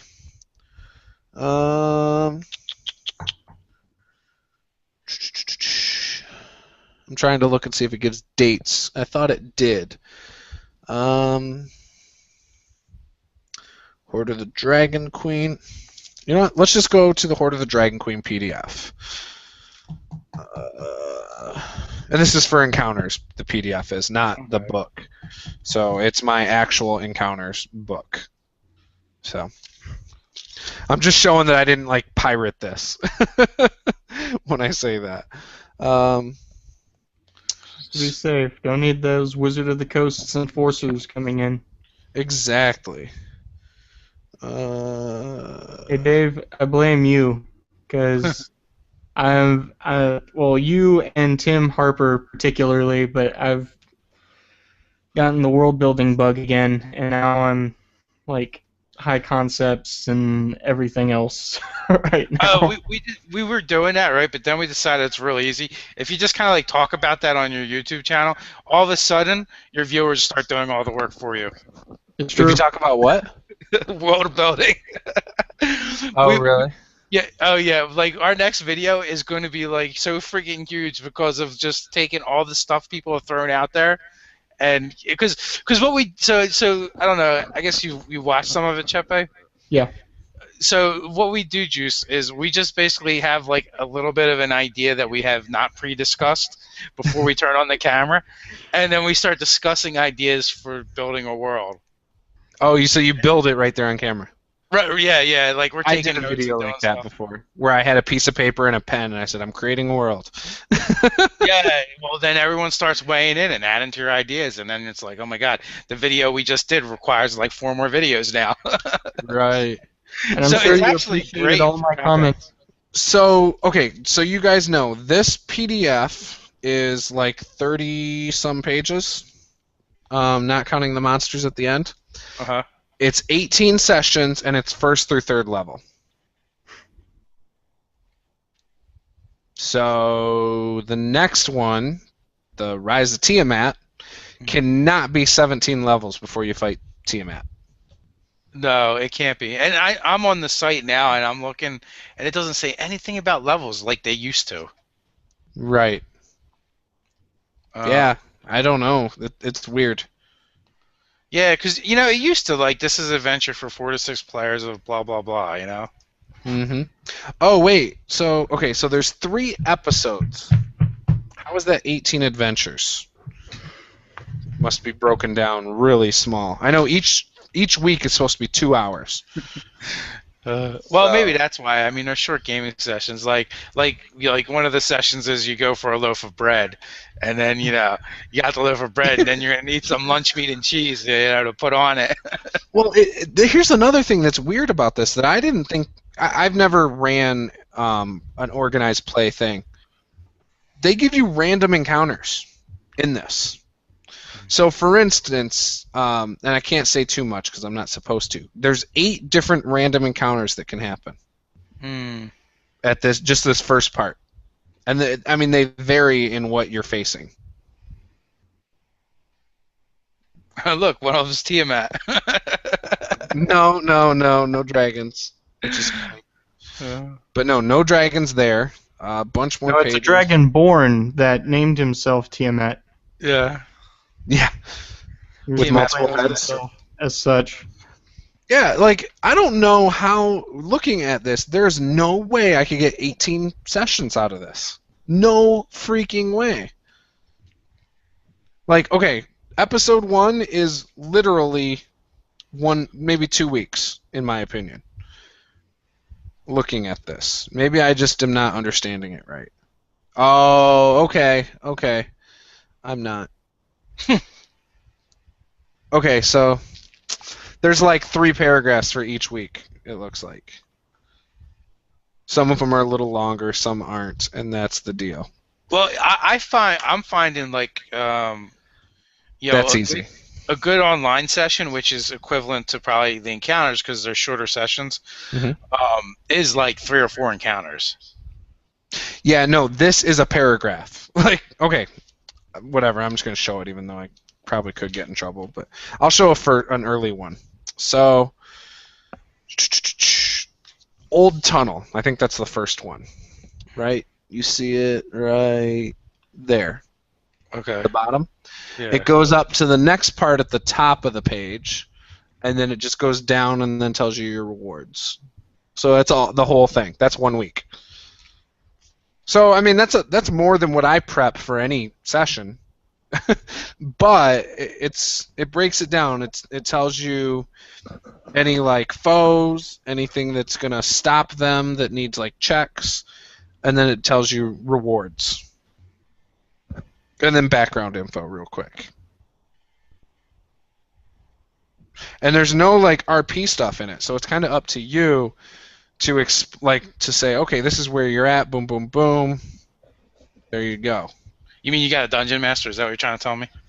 Well, they're automatically there because each week it leaves off where they're at. So Right. okay, so before it gets to the old tunnel, they're at the keep. The characters are the last group through the gate. Boom. So they got through the gate. Then the old tunnel. A narrow tunnel runs from the cellar beneath the keep to the bank of the stream. So they start exactly where it left off. There's no downtime right there, which is weird because there's supposed to be downtime rewards after each week, which I think is like 10 days of downtime each week, which doesn't make sense right there, especially if they were like, well, I'm going to cash in my 10 days now. Or I want to go buy stuff before we go down this tunnel. You can't do that. I mean, realistically. But the way Encounters is set up, they can do that. So yeah, so then they go through the tunnel and stuff. Then the next one is they're at the port. And then they're at the port of this keep, and there's more stuff that happens there. You know, so it's just like all of this stuff in theory happens over the course of like a couple hours in one day. Yet the way Encounters is set up, it's, I don't know. Maybe I'm misunderstanding that, and if somebody else knows, I know what's his name? Justin? Is that his name? Who plays in some of our games and stuff sometimes? Oh yeah, Justin, the DM Viking or Viking DM. Yeah, Viking DM. He, I know, runs Encounters. Maybe he can explain it better to me, but that just seems a little odd to me, which I'm fine with it. I understand it's like they're taking an adventure path and trying to make it so people can play through it in weekly installments. But yeah, I don't know. I did hear that this early on does not allow short rests, so I know that too. And that you can play more than one section each week because there's an option if you beat it early, there's stuff you can do as well, according to the PDFs. But yeah, I don't know. It's just interesting. I don't know how we got. Oh, so we were talking about how many books they would do for Adventure Path, though. Yeah. Tiamat can't be, according to the book, and if I'm looking at this correctly, it just can't go very far. Like it's got to be like a 10th level thing. You know what? No, the problem is we lost AJ. He's got the Dragon Horde. Horde of the Dragon Queen? Yeah. So he could fill us in. That's true. That is true. Because that's basically half of the puzzle right there. But like I don't know, like the starter set's supposed to take you to like 5th level, right? Yeah, I don't know how that works either. And that's pretty beefy, man. There's a lot of stuff in there. Yeah, but it's smaller than Horde of the Dragon Queen. So Horde of the Dragon Queen can't take... maybe this PDF is only through November, or through October. And maybe I'll get another one for November and another one for December or something. I should log into the site and find out. But I don't know. Do either of you use map programs for world building? I do not. Nope. Okay. I used Photoshop and then hated how it came out, and so I moved it to Paint and ended up with what I have, which is not anything good. I keep going. I have to at least do the basic region where I'm in and haven't done anything yet. I'm theater of mind in that shit. Bow! You just scribble it on some paper. This is what it looks like. I haven't even done that, to be honest with you. I'm like, this is here and this is there. And your players don't care.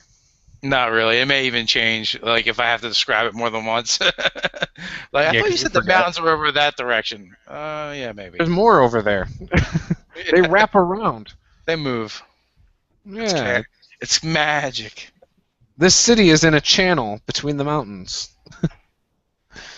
This city is conveniently on a ley line that distorts reality very closely. All right, Chepe, now you're getting too smart for me. Yeah, well, that's actually not too far from some of the crap we're working on anyway. Yeah. I like Yeah. ley lines. Yeah, well, I can get in on some ley lines. Oh man, one of the guys, Christopher Evans, I think. He sent us. He's doing like all this alternate magic stuff with astrology and planes and planets and stuff. And I Yeah. think it's like 30 pages or something. So like, I want you guys to look at this for me. And I looked at it and saw how much it was there. I'm like, oh my god. I'm sure it's interesting and all, but I'm like, this is a lot. Everyone wants to send us. They always want to send us their stuff to look at, and I'm just like, I want to. I just don't have enough time. It's like I'd have to stop creating content in order to look at their stuff. Huh. Apparently we're lagging really bad according to people commenting on the video. How many people are watching? It says 1, but we have 1, 2, 3, 4, 5, 6, 7, 8 comments. Are they all that were lagging?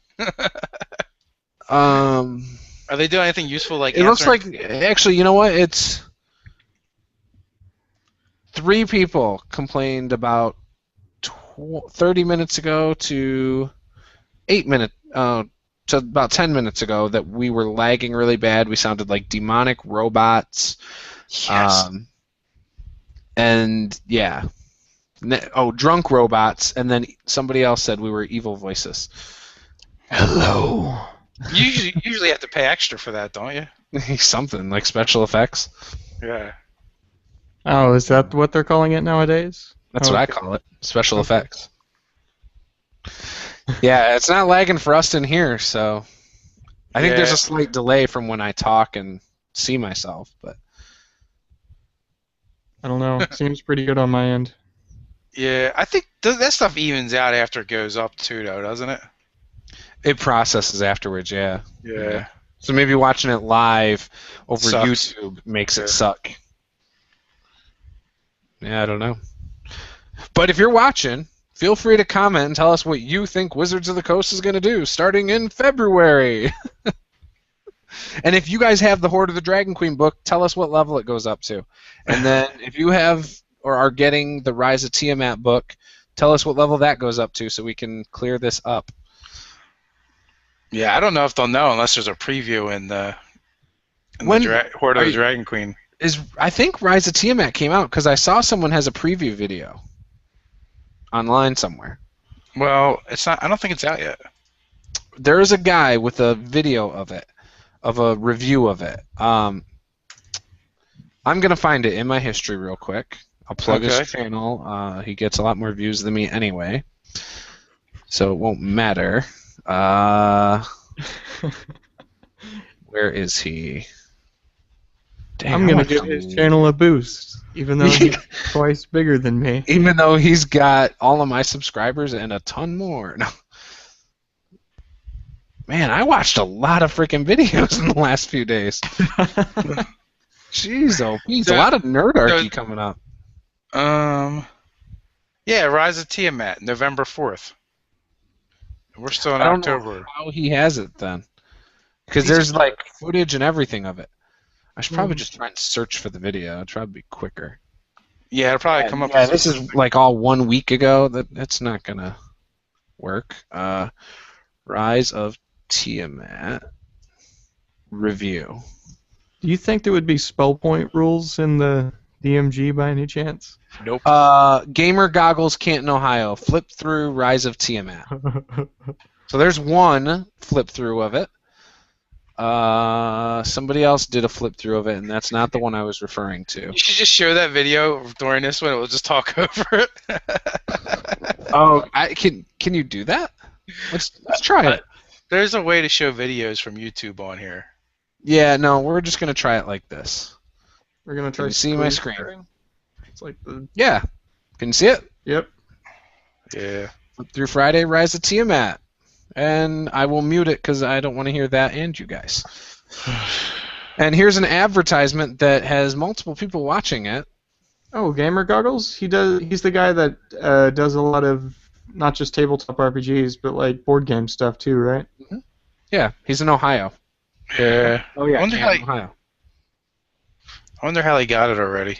Because he's got a channel that probably, let's see, 817 views already? I don't know. Oh, you know what? I wonder if it came out early, like the books do. I'm sure it does. But it's only 1 week. It's not. So if it comes out November 4th, then it shouldn't be in stores yet. It would be like 11 days. Yeah, that's too early. The other ones would be like 11 days. So if it comes out the 4th, which is a Tuesday. He filmed this 3 days ago. So this is 3 days old. Yeah. So I don't think that's it. There's somebody else who did one as well, and I don't know how they got it early. Oh, game stores get it early. Not that early. The store I do encounters at only gets it like a day before the early release, I believe. When I picked up the Player's Handbook and the Monster Manual, like they got it like 11 days early, and like whatever day they said it was coming in, that's the day it actually came in on, because they didn't tell me that, and I went early and I had to wait around for like a couple hours for the books to come in, and I felt like the biggest loser waiting for the UPS guy to show up so I could buy my book. Yeah, that's the thing I ran into as well. The store that I do it at doesn't get it early. They get it same day. They don't open till noon though, so they actually do get it right before they open, which is kind of nice. Well, they didn't open till noon either, but they still didn't get it until like 2:00 because it just happened to be. Well, yeah, it depends when their UPS gets there, you know. Mm-hmm. Yeah, that's crazy. Because I got my starter set, I think, the day it came out. Maybe I didn't. No, I didn't get the starter set the day it came out. The only thing I got the day it came out was the Monster Manual. And actually, that one was at the convention, but it had to get there from the game store. And it was at the convention same day it came out. So it had to have gotten to that game store that morning, or a couple days early, I guess. I don't know. I don't know how that works. I just ordered mine all off Amazon. Once I got a good Amazon deal that was going on. Oh. 20% off everything and free shipping. Done. Right. See, I just want to go and get I want the miniatures so bad. Like, I need to win the lottery so I can just buy all the miniatures. So, I know like one of the big complaints about 5th edition has been the price of the books, but I almost feel like part of that is Amazon's fault, because it's like they have to mark it up so high in order to have Amazon as a distributor. Oh. In order to... See, I think it's cheap because I've spent more for less. So, for me, it's actually pretty good. It's better than Pathfinder. Yeah, but their core book is huge for Pathfinder. That's true. Big. It's really huge. And I'm not complaining. I don't actually care. I don't care. I'm just saying that's the complaint that that was out there a lot. Mm-hmm. No, you're right. I actually prefer the smaller books, in all honesty. I think it's perfect. I really think just looking at the Player's Handbook and the Monster Manual, because that's all we have really. I think going back to the starter set, I stand by what I said from day one with the starter set. It's, if you want a module, it's worth it. If you don't want or an adventure path or whatever, it's worth it. If you don't, it's not worth it. And sure, it's cheap. It's not as good as the Pathfinder beginner box. I don't care what anyone thinks. I don't care if you're trying to compare, dollars to dollars. You're not getting as much bang for your buck, even at the lower price with the starter set from D&D as you are with the beginner box from Pathfinder. You get twice the amount of stuff in the Pathfinder one, and it's less than twice the amount of the price. And I can guarantee you adventure paths for Pathfinder are probably going to be even more. Yeah. Caliber. Okay, so the beginner box from the Pathfinder Pathfinder. Not only do you get 1 extra die of percentile, you also get 2 adventures, plus there's free PDFs for additional adventures of Plus like 4 more adventures. Free online support already, because they had their own version of a wiki. Yeah, the PFSRD or the SRD. Yeah, everything's up there. So. Yeah, but see, Starter Set also has free stuff with the basic PDF and then the DM's guide as PDFs. I'll tell you what you didn't get in Pathfinder. You didn't get that nifty spacer. That cardboard spacer. No, you're right. I got a flip mat, and then I got a bunch of pawns. Dude. And then I also got instructions on how to create adventures with their DM's portion of the guide. And you got like an hour's worth of adventure. And you paid like $35. I paid $12.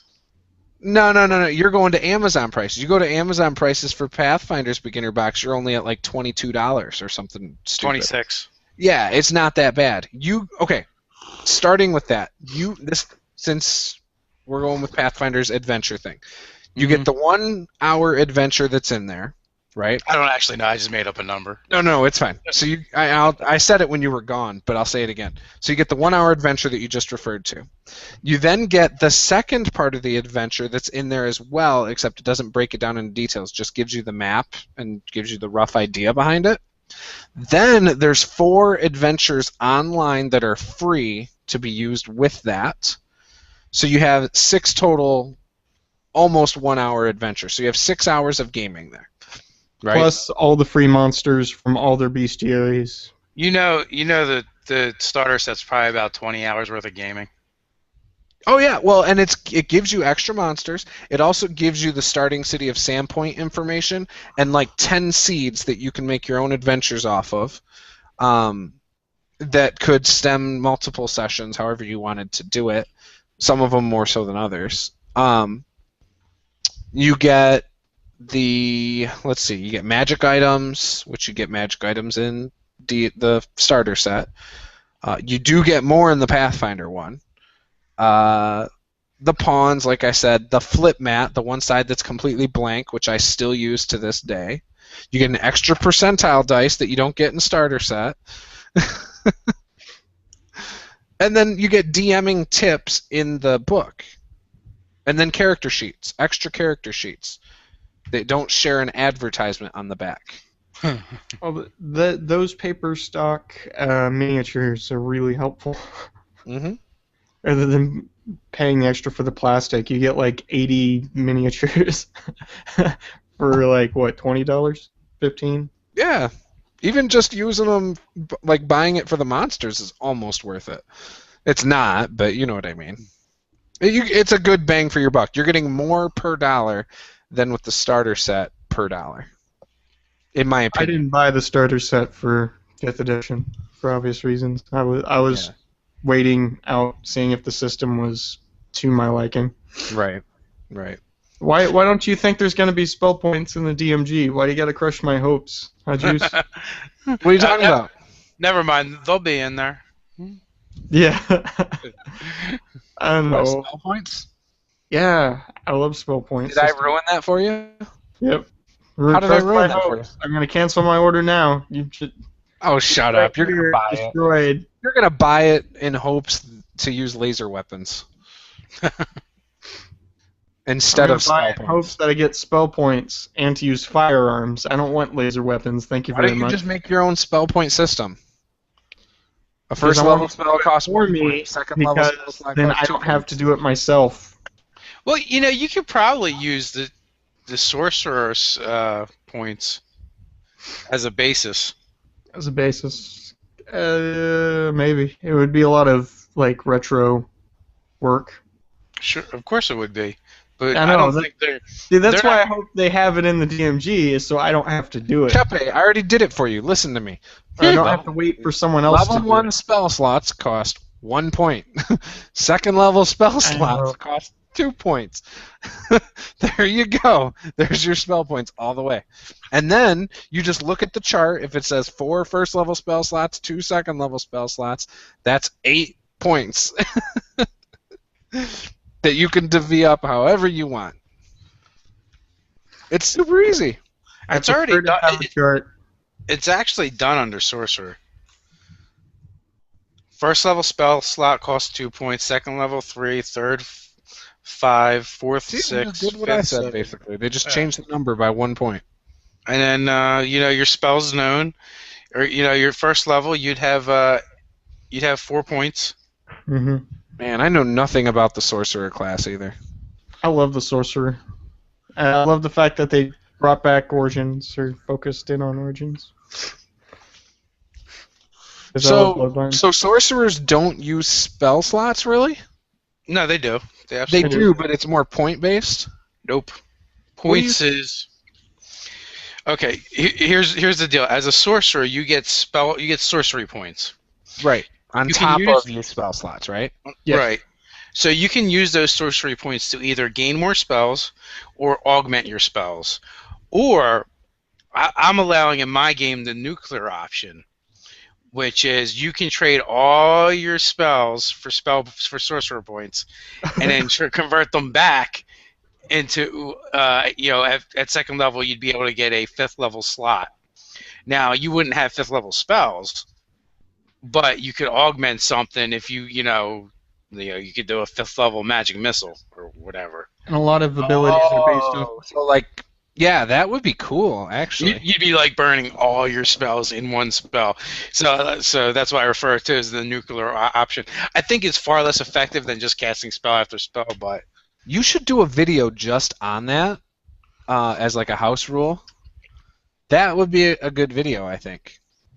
It doesn't have to be long. It would be one of your shortest videos, but it would be good and useful.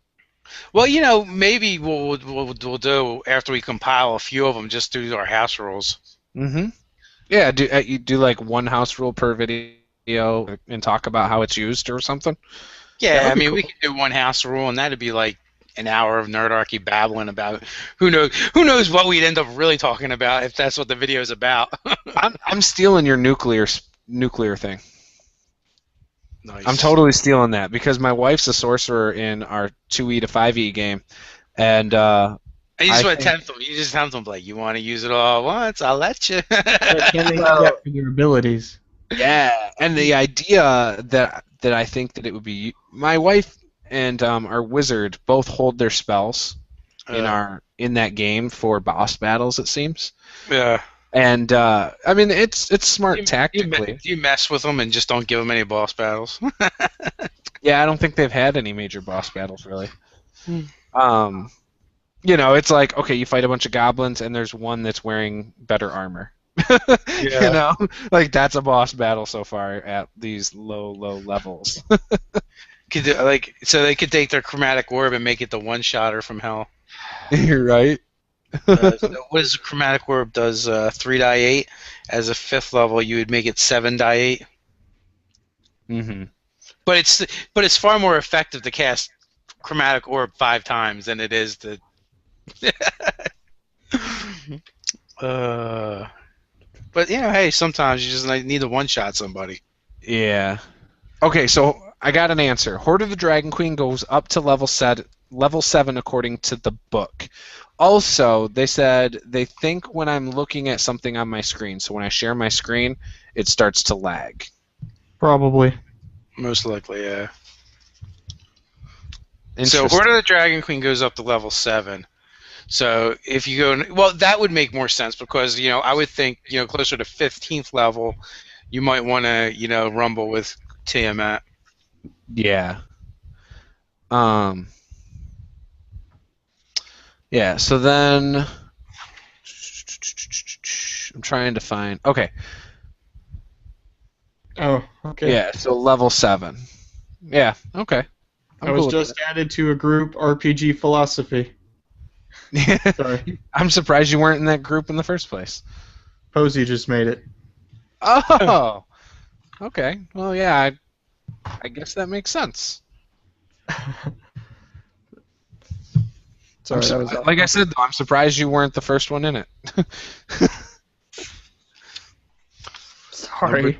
So this is who will be in that group. It'll be Chepe, Posey, and SR2 Joker. And well, they need to get. You're off by 1. Robert's in it. Oh, Robert, They need man. to get a thespian in there. You sell out. Not Robert Ogre, Robert Waldo. Oh, he's in everything, so it doesn't matter. If it says anything RPG, he's there.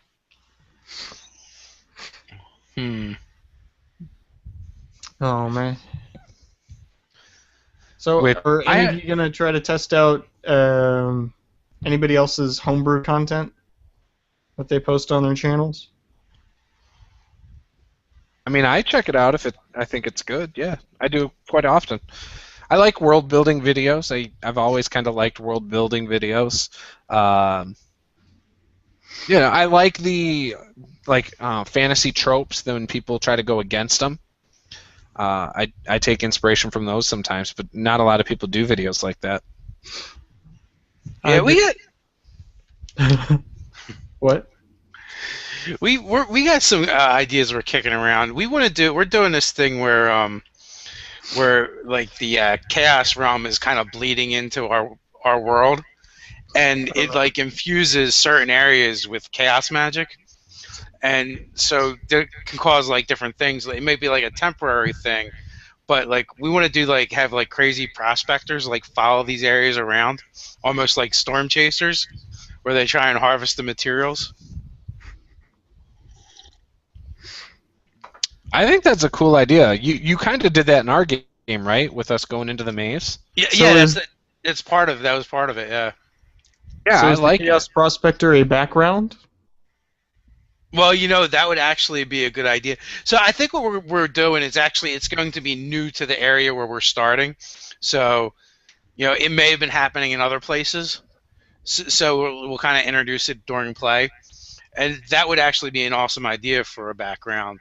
Now, is this what you guys are world building in your videos too? Yes. Okay. So we also have chaos locations that have actually been infused with so much chaos magic that they've actually become permanently affected.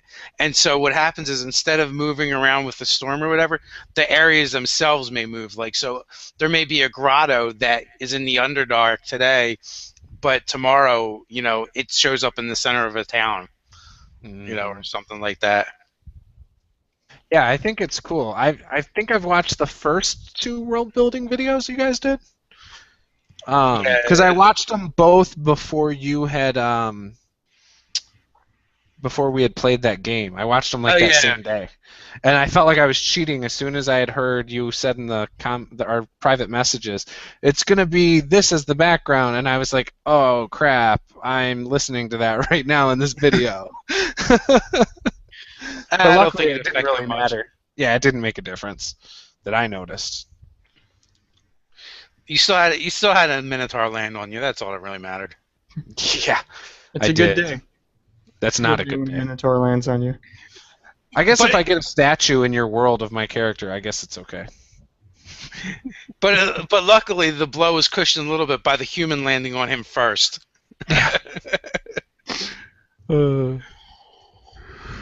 Excuse me. Good times.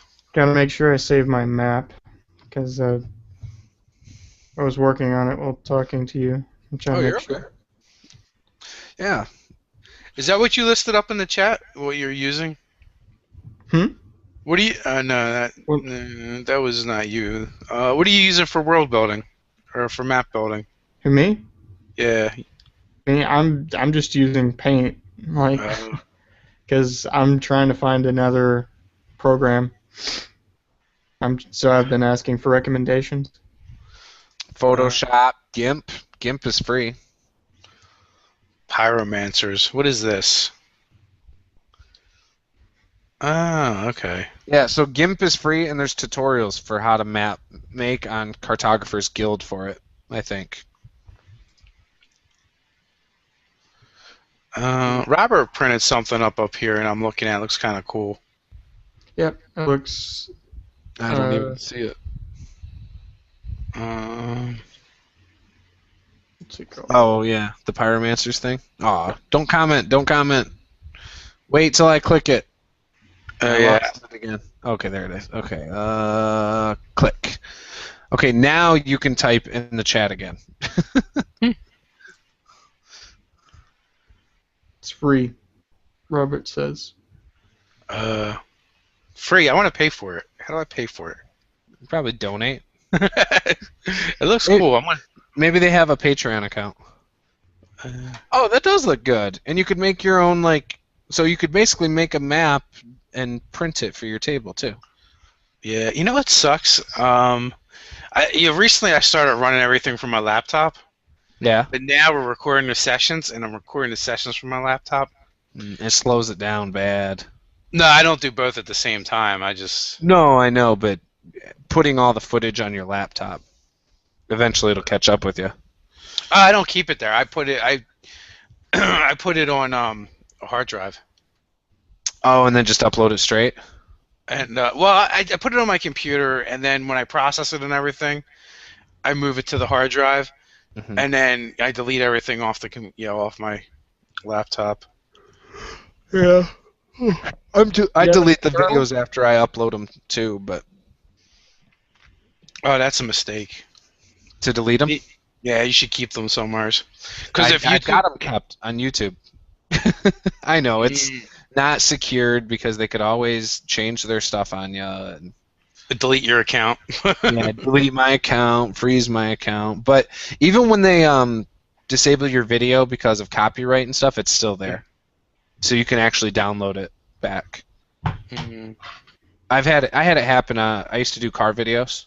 With all my buddies and their Trans Ams and Camaros, and I put some music over doing crazy burnouts and crap like that, and they ripped one of my videos down that I had put tons of editing time into and made it awesome and everything.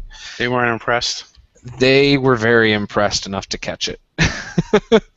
And then they took it down, but I could still get to it.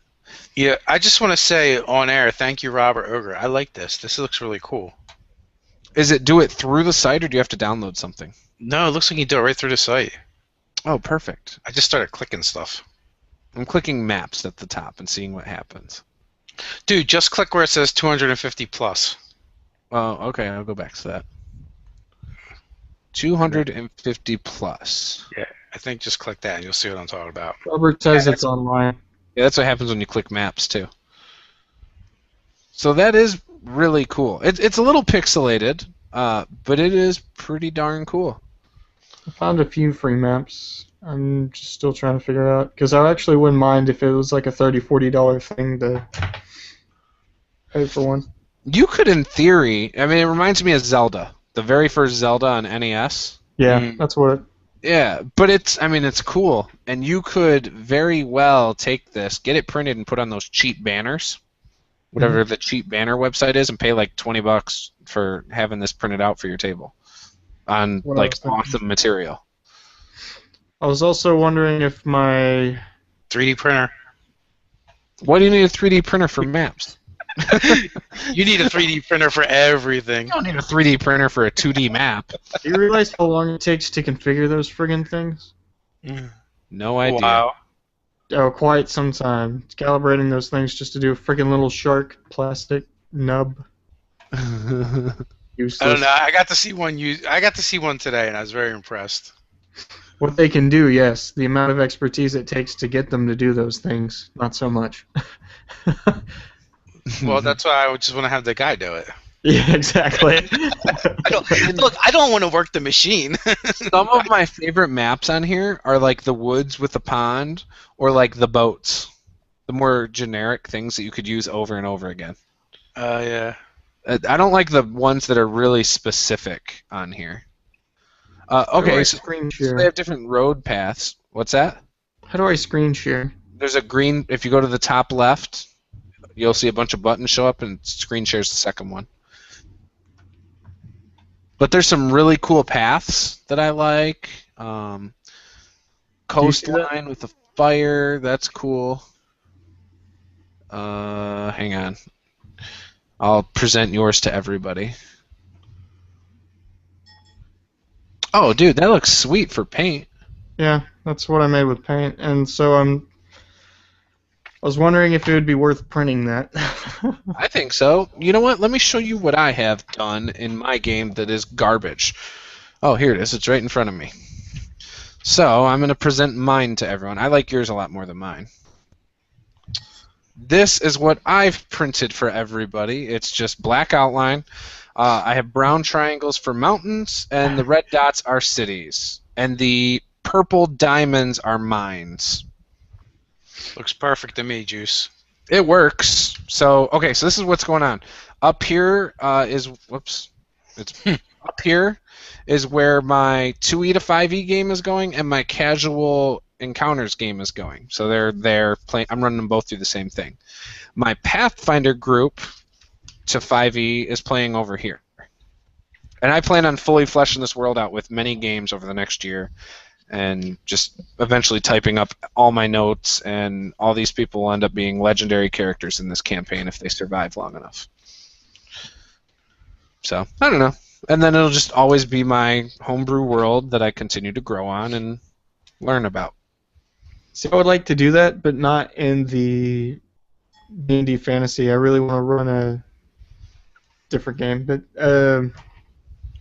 I have like a bunch of Dream Project worlds, like 4 or 5 of them, and so I'm just working on those right now, all of them. Well, you got the one-shot group to do them.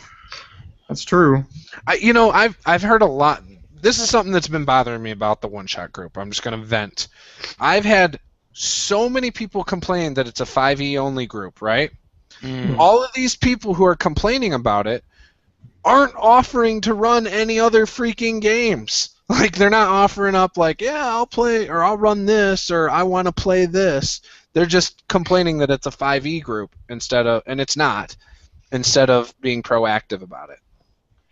Freaking gamers. Yeah, freaking gamers. See, the thing is, I got the Stalker camp. I'm already doing one. I'm doing Stalker. Tuesday. But I guess the problem is people want, like, oh shoot. I guess the problem is people want I don't know. They want to play in the games. They don't want to run them. Yeah, but they aren't even posting up like, hey, looking to play in this game as a one-shot to see if I like it, or hey, I want to play in this game just because I feel like playing this game. It's not happening a lot, and which I could care less really. But don't complain to me that we need to rename it the 5e one-shot group or whatever the heck people keep saying. It's just silly. Because it's not just 5e. I mean, we've played so many other games. You know how I tried for years to get people to play Palladium books through Hangouts, and all of a sudden I've played in like 3 different Palladium games in the last month or 2 months, not even 2 months. So, and Palladium has like 1,000 fans total. So, no, it's got more than that, but you know what I'm saying. Well, part of it though, I think, is you just got to be the trailblazer sometimes and make it happen. Because someone did that first game, and then all of a sudden the other people are running the games. For the one shot, I guess it was AJ Pickett that ran that game, and then, was he the first one? I don't even remember now. I think he was with the Heroes Unlimited. His Guardians of the Galaxy. Was that the first, or was it our Outcast game? Well, I'm saying first Palladium game. Oh, yeah. Sorry. Here I am bringing it back to D&D. No. But no, I think the Outcast game was the first one. Well, you started the group and you wanted to play 5th edition, so. Yeah. So I ran it like the next day or something, or the next week. Robert says yes for Palladium. The price tag is amazing for Palladium books. Their hardcover Rifts book is like $30 or something, $35. And then their normal books are like $20. Like, I'm looking to do Mutants and Masterminds, so I'm not looking to have someone else run it. I want to see that game ran, so I'll run it. It's just a matter when I get around to it. Yeah. Yeah. And that's, what the group's about. Just in general, you can play or run whatever you want. If there's enough people interested, you play the game. And as long as it's 5th edition, you can play whatever you want. Yes. I've seen people post about wanting to play or run 5th edition and not fill their group for whatever reason. Yeah. I've actually seen that quite a bit. So a lot of people have also been looking for permanent groups in the one-shot group. I'm fine with that as long as they're playing games and only looking to find people to play games. I mean, really, yeah, it's a one-shot group, but if you come in there looking for a campaign, that's fine too. Maybe you'll find some players. As long as you're playing games, and that's all it's about is finding players to play games, I'm cool with it. Well, a one-shot is a perfect game to lead into a campaign. If you guys have a good time and everyone gels, why not do it again? That's what happened with not the instigators. What are you guys called? The provokers. Provokers, yeah. Yeah, for Fistful of Dice. He didn't even post that in the one-shot group. That was, I think he just sent a thing out to a couple of people he wanted to try. That was a private invite. That was only for the special people. Well, I was surprised that he even knew who I was. I was like, oh, he sent me a message. Okay. Yeah, but no, he wanted to try giving new people that he hadn't played with a chance, I think. And so, like me, Tabletop Terrors, before he had done videos, Nate from WASD20, who's got like 200, at the time he had like 150 subscribers, and then Be a Better Game Master. So it wasn't like, the big 1,000 subscriber people. It was, us lowly people. I'm getting to 50. I'm getting there. Yeah. Don't worry, Chepe. Once you hit 50, I'm sure you'll up your production values and sell out like the rest of us. No, I'm just kidding. You'll start doing 5e videos all the time. Start doing monetizing everything. Will be perfect. You don't monetize? No. Okay. I have one advertisement, and that's from music I used from the YouTube thing. Their catalog, right? They'll let you use their music in exchange for advertising it. So I was like, sure. It was sitar music, so I was like, Really? Because I didn't know they had that deal. It was for my trailer. Wait. So how does that work? You just, when you edit your video on YouTube, after you've uploaded it. Okay. Because it's like Video Manager. You can edit audio, and then you can click Add Music, and there's a whole database of free music that you can use. There's free music you can download from them. That too.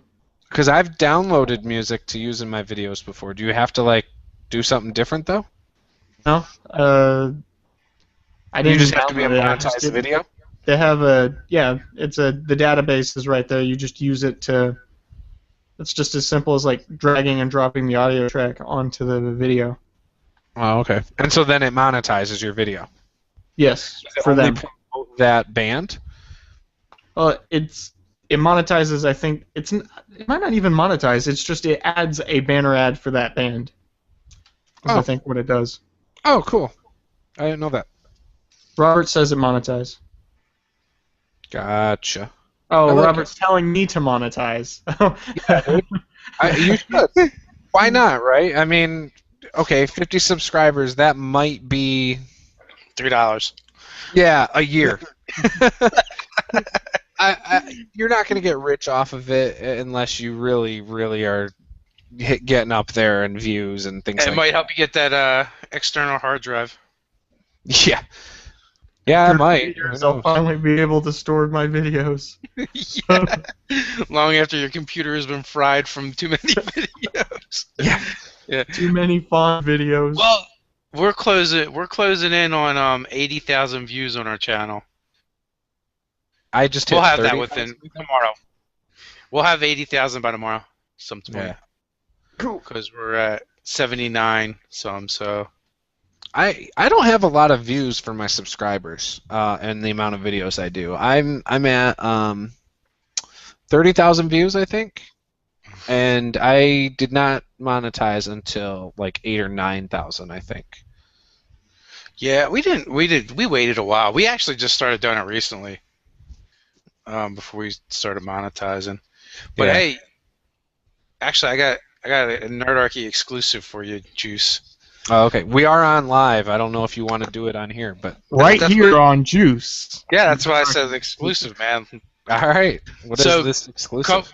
Come. I already talked to you about it, but come January, I go and I'll probably be laid off from my job. My season ends, so Nerdarchy plans on running a lot of games.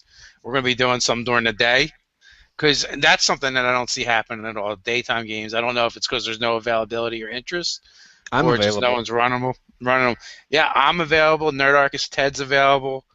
So there'll be some Mutants and Masterminds going on, along with 5th edition Dungeons and Dragons. I don't want to break up the 5th. So I'll play them both. With you. I've been trying to get people to play daytime games for a while. That's when I usually film my videos. So, obviously if I'm playing in a lot of daytime games, I'm not going to be filming as many videos or editing as many videos. But whatever. Hey, I'm playing in some games, and every now and then they're ending up on my channel, so whatever. Well, that's it. I mean, there's no reason why. If you're playing a game, pull it down and put it on your channel. We're going to have to talk, because I don't know how to pull videos down off of other people's things. So I think there's free software you can get online. I think it's illegal, though, is the main issue. But obviously, if you are saying, hey, pull our gaming video off of my channel of us gaming together and do what you want with it, I think then it's fine. But technically, I think that's illegal. Yeah, but not if you have permission. Right. Yeah, so I don't know. I just gave you permission on video. Yeah. I've grabbed videos that only if I've appeared in them, but I always ask permission. Right. Yeah, and that's the big thing. Like, I could care less. If you guys want to take my video down of whatever it is and put it on your channel, just put a link to my channel, and I am perfectly happy getting the free promotion. and that's what I do. Like, I just link everybody, link to everybody's channel. And then what I like to do is do like a little intro video ahead of time, so that I can tell people that the link to the channels down below. Hey, Juice, did you read that? What? The Cthulhu? Yeah. So there you go. We got some. Yeah. D20 Cthulhu tomorrow. I am a Navy SEAL, I think. And that's, I believe, he changed the time as well. It's not 6 p.m. anymore, or 5 p.m. for you. It's, I think, a couple hours later, because I said I couldn't do it that early. I thought Robert had family coming in or something. Oh no, but I think he pushed it to 8 o'clock for me. So that would be, I think, 7 p.m. There was like 4 questions in there, and Robert just went, "Yep." Yes. He has family coming in, I think, is what he's saying. Yup to. Yeah. Man, I wish I could. This weekend's been so busy. I gotta actually spend time with the family now. Yeah, I need to do a better job at that.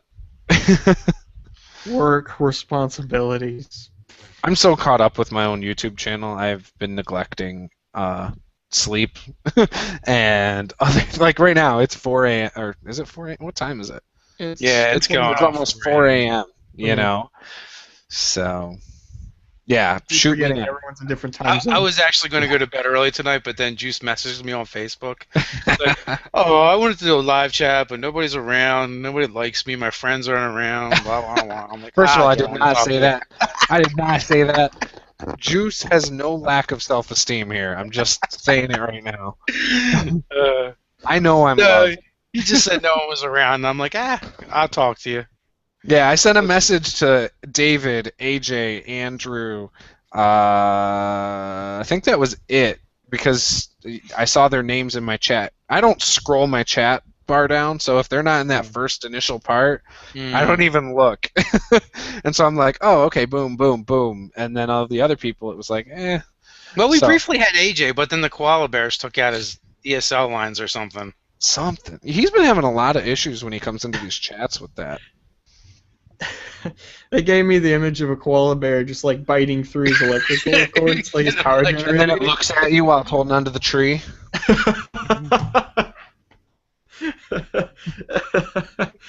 Hilarious.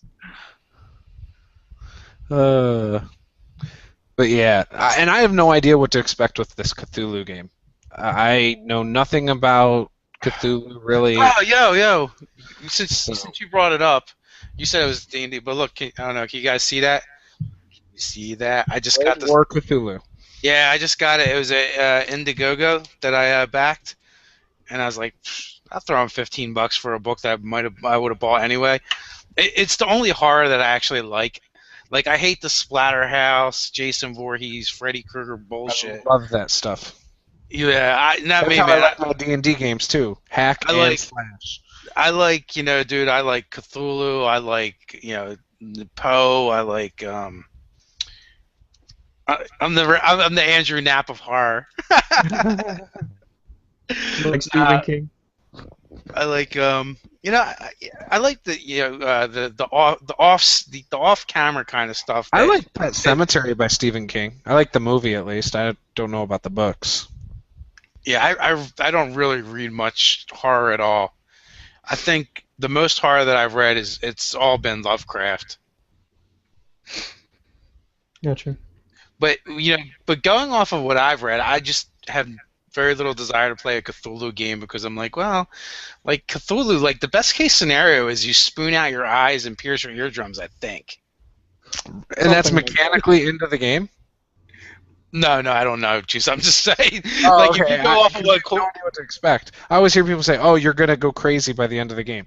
Why the hell am I gonna go crazy by the end of a Cthulhu game? I don't understand. So I need to find out. Oh, because Cthulhu is the horror that makes you go insane. It's not like the thing about Cthulhu is dying would be like a pleasantry. That's like the best case scenario is you just die. Okay. Like the things that like Freddy and Jason, like that kind of stuff, and Chainsaw Massacre, like that's like it's like a picnic compared to the Cthulhu stuff, because the Cthulhu stuff is basically you just see things and are exposed to things that you're not supposed to be exposed to, and it just breaks your head. And that's represented mechanically, though? Yes. Oh, I have no idea. Think of sanity as like a health meter. So you roll like a d20 or something, and this is what's happening to you, kind of? Yep, something like that. And you can become permanently insane, your character, so it becomes unplayable, and you have to make a new one. Gotcha. So, like, in the similar way your character can end up dead, your character can end up permanently insane. Okay, so that makes sense. That sounds interesting. Have you ever seen the movie Through the Mouth of Madness? No. I've never seen the movie. That was I guess that was back in the 90s. That was an awesome movie. And that if you were to watch that movie, that's like the perfect way to describe the Cthulhu and what it does to you. And at the end of that movie, you don't know if you're seeing a crazy world through an insane man's eyes or an insane world through a sane man's eyes. And that kind of like is a synopsis of Cthulhu. Yep. Okay.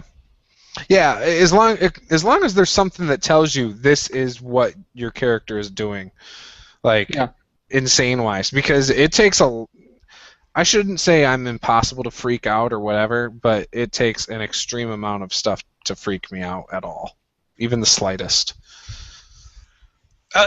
Movies don't mess with me. I mean, anything I read doesn't mess with me. Just don't try to go gung-ho, because that doesn't normally work in a Cthulhu game. Just saying that right now. My guy's a soldier. He's going to go gung-ho. Yeah, it's not a monster killer game. No, I know, but my guy's a soldier. He's going to try and probably die. I'm cool with that. Right now.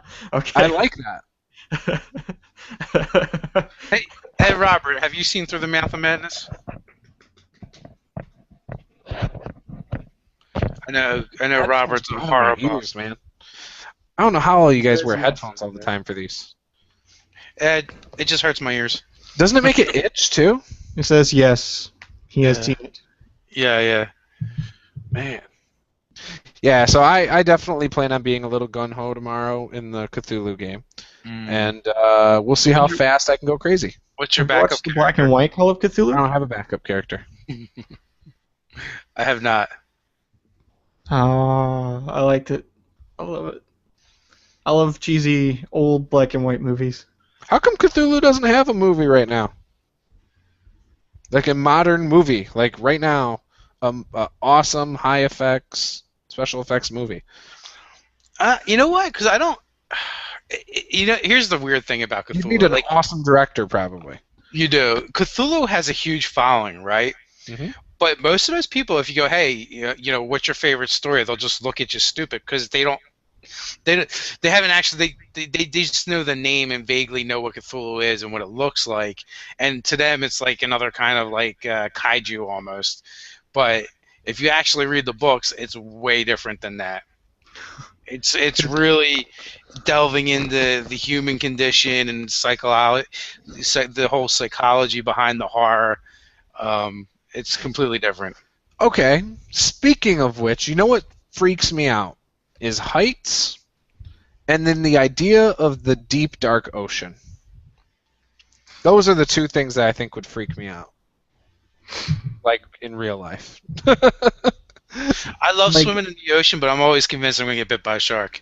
Yeah, it's not even that. I think it's just the idea of at the greatest depths of the ocean, you have only a fraction of an idea what's down there. Dude, see, right there, Juice, that sums up Cthulhu. Yeah? Yeah. It's that primal fear of the unknown. Yeah. Or the deeper fear that you can't know. There was a movie that started my fear of the ocean. I watched like 2 years ago on Netflix?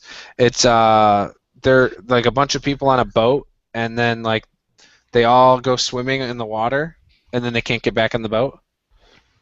I can't remember. Adrift. Is it Adrift? Yeah, yeah. We watched both of them, 1 and 2, and that messed me up. Well, even that, in a sense, almost. I had my daughter at that time. I think it was the one where, she sets the baby down or whatever. And then they go dive in the water without putting the ladder down. Yeah, I didn't actually see that movie, but that kind of harkens back to, if you think about it, the first Jaws movie. Mm-hmm. I forget the captain guy, but why he won't wear a life preserver, because he was in the water for however many days, watching everyone drown or get eaten by sharks. But it's the same concept. Yeah. That it's not the idea of getting eaten by sharks though. It's the idea of drowning, I think. Or being pulled under and drowning. I think that's the worst thing. Have you used that in any of your D&D games? No, I don't think I would. Last Monday I kind of did the water thing in a cage. They dropped into the water while in a cage. But yeah, no, I haven't really tried to. Yeah, that would make for some interesting stuff. It's not really just the fear of being attacked by a shark, though. It goes back more to that fear of the not being in control.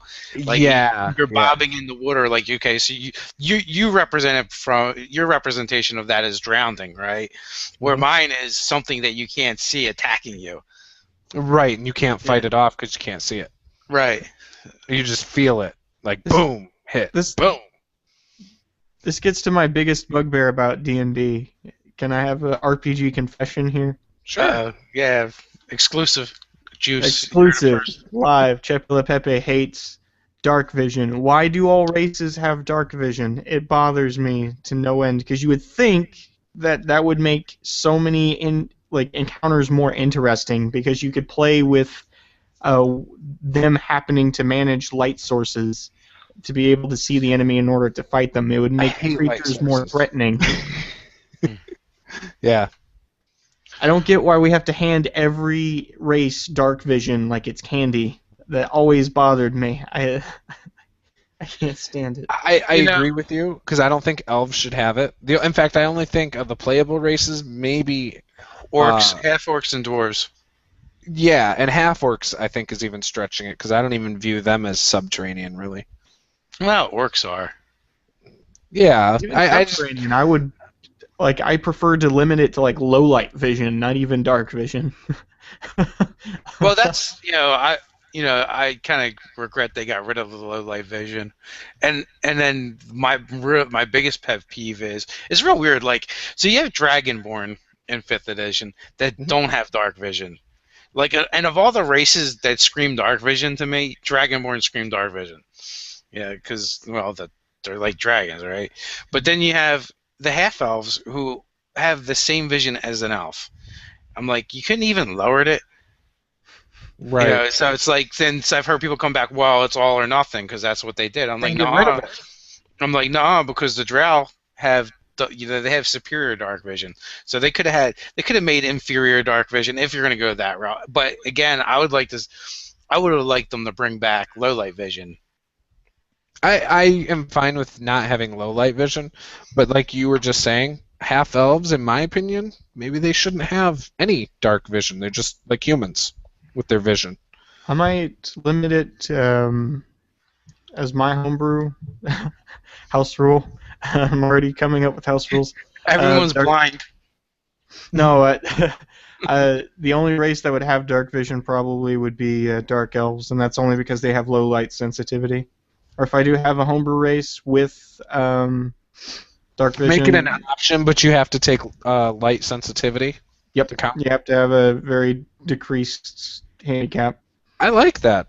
That I think, and it would depend on people's settings, just like any racial thing. Is that like making darkness a scary thing to do in combat? Mm-hmm. Like if I have a giant owl and you can't see it, that CR starts rising rather quickly. Sorry, go ahead, Dave. This is blow off time. Who's actually running the Cthulhu game tomorrow? I don't remember. Robert, do you know? Is it Ian? Because I actually thought Robert was running, but then I'm looking at this. Okay, whoever said it's Ian. Yep, he said it's Ian. Yeah, I think it'll be fun. I have no idea what to expect. I was hoping Frank Fry would run it for the longest time, but he hasn't really been that active in there, and hasn't seemed too interested in running it. So, just got to move on and find someone to run it, and we did. He's a big Cthulhu guy, right? Yeah, I thought so. I saw a couple of videos. He's been active with his videos, though. He's been shooting videos.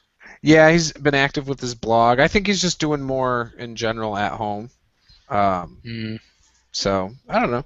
But, no, what I was going to say about the whole Chepe Le Pepe pet peeve about everyone having that light vision, how cool it is to have to hold a torch. I freaking hate light source management in games. To me, it's almost as exciting as ration management and ammunition management, and I don't know. I didn't necessarily mean like rationing out oil supplies to keep your lamps going. No, I know. But then so your fighter that you've put all this time and effort into, right? Mm-hmm. Whatever weapon he has, okay, say it's a greatsword. Well, now he's limited with his greatsword because he's got to hold a stupid ass torch. Your sword and board fighter is limited because he has to choose either a shield or a sword. Almost anything is then really extremely limited. But then all the monsters you go up against are not, because they all freaking have dark vision underground. Well, here's the other problem innately with wizards with light spells. You can just set a big torch in the ground. You can have a fire. Well, that's what I was going to say. Like everyone has the cantrip light, pretty much. They cast light on a pebble today and threw it ahead into battle, so it worked in my game. I allowed it. Yeah, well, that's what I would have done. I've done that before. Yeah, I allowed it. I've allowed my players to cast it on their shields or their breastplate or their sword, and they say it's supposed to be difficult to fight because it's moving around, but I don't care. I'm like, nah, they can see. Yeah, that's why I strictly cast it on my codpiece. You just want people to look in there.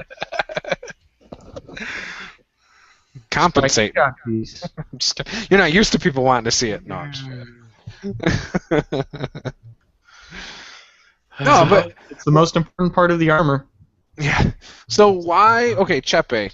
What is so exciting about the light source management? If they're all going to do it anyway, and have a torch it's or not cast about a light that. spell. I understand where he's coming from. It's about what I believe what Chepe is saying is by everyone being able to see in the dark, you take away the fear of the dark, the fact that someone can turn your lights off, someone can extinguish your torch, someone can dispel your light spell, and that's a visceral primal fear of the dark that mankind has had since the beginning of time. It's something we've always tried to take away, the dark. Right. Yeah, you're right. You're right. and I meant from also an encounter design standpoint. It can make a weak monster really threatening, right? Mm-hmm. Or it could make holding down an area and filling it with light more important, because if something is coming after you, it's going to come after you, right? It's going to attack no matter what. Yes. And so the strategy changes from running after something mindlessly to holding down an area that you've lit up properly so you can actually be able to fight this thing. And once it actually comes into the area,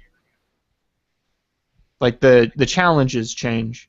If the light source is threatened in a room or it's only in one part of the room, but there's dangers getting to that light source, then they have to think around getting the danger and balancing that out with the risk-reward of dealing with the creature. And then the other thing, too, is anything carrying a light source is then a beacon for whatever is going on. Mm-hmm. Yep. And it's a target for everybody, and yeah. Huh. Okay. Yeah, I know what he's saying. It's just it creates more interesting options. Yes, and if the creature has creates variety. Yeah. You know. But even light sensitivity is kind of a joke because it's like direct sunlight. So like if you're fighting in a forest or it's overcast outside, it doesn't even come into play. So sad. You can't blind them with a light spell. I don't know if there's a daylight spell like there used to be. There needs to be. Yeah, there used to be sunlight or daylight or something. If not, that's the first spell I'm homebrewing. What level would it be, Chepe? Third. That's it? Daylight third. Is it in there? It is in there, and it's a third level spell. I just went off of previous editions, to be honest. So how does that work? I'm going to look up that daylight. Just more limited. Is that a pretty powerful spell? If it's third level, it's got to be decent. Well, duration's an hour. Yeah, that's 63 sphere light spreads out. Choose within range. The sphere is bright light. Sheds in light 60 additional. So it gives you light out to 120 feet, basically. Dark vision spell's cool. Touch a willing creature and give them dark vision. Lasts for 8 hours. That's interesting.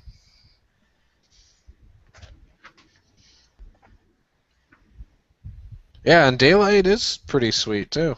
So either or would be awesome. So it doesn't say it's equivalent to sunlight, but I would go, it's equivalent to sunlight since it says daylight right in the name. Yeah. Yeah, I would have it hurt a drow's eyes or anyone with sensitivity. I'd put them at disadvantage.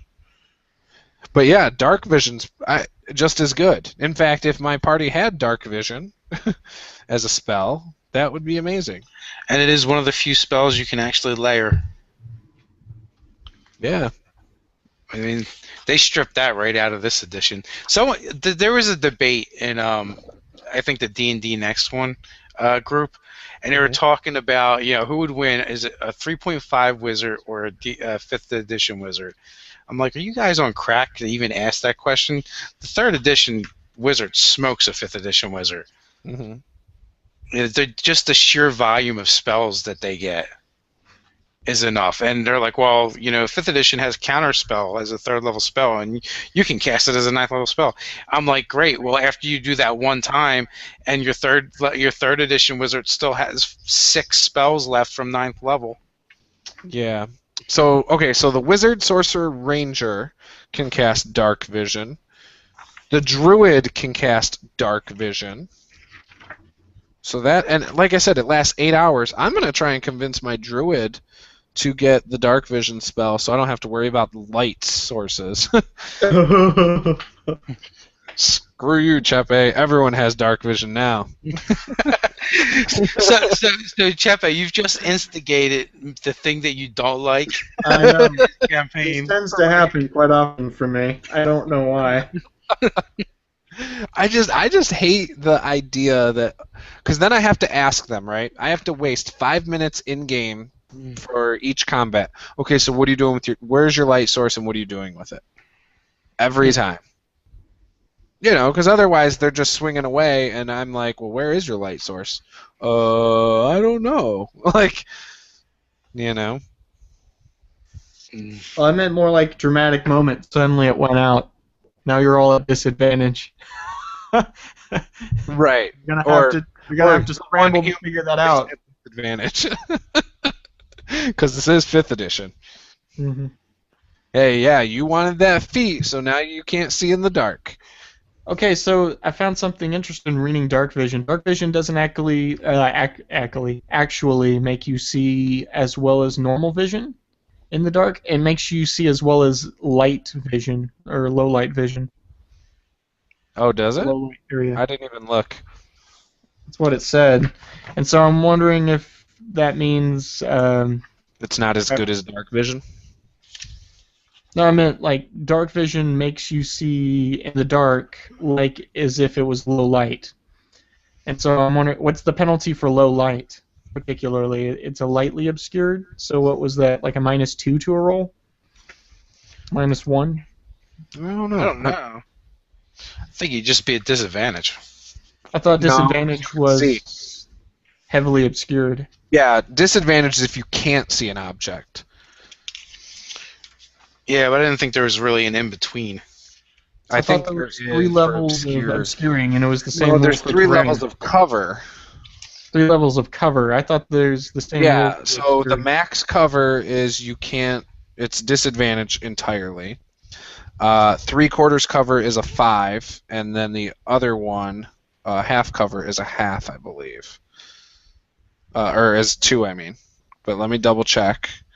I don't trust myself yet with all this, so. So I'm seeing bright light, dim light, darkness. You look at that. I'm looking at the cover stuff. Okay, lightly obscured means you have disadvantage on wisdom perception checks that rely on sight. If it's lightly obscured.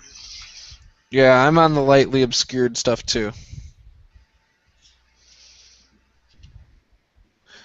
So that's lightly, heavily obscured. Yep, lightly obscured. Is blinded vision. Oh, so you were saying they had dim light though? So dim light's further down. If you read under dark vision, many creatures, a creature with dark vision can see darkness as if the darkness were dim light. Yeah. So dim light is different than lightly obscured. Well, that it does the says same such thing. as dim light. Okay. It's probably one of those left open to interpretation things. So that's stupid though, because it says if you can't see something in other parts that you just have disadvantage. Mm-hmm. Okay, so heavily obscured. Let's look at blinded condition because I have not had this come up in my games, and I've just been rolling with dark vision as normal. Well, you can just passe the whole thing and just say you have enough light in any situation. Anyway. Yeah, because I hate these things, to be honest.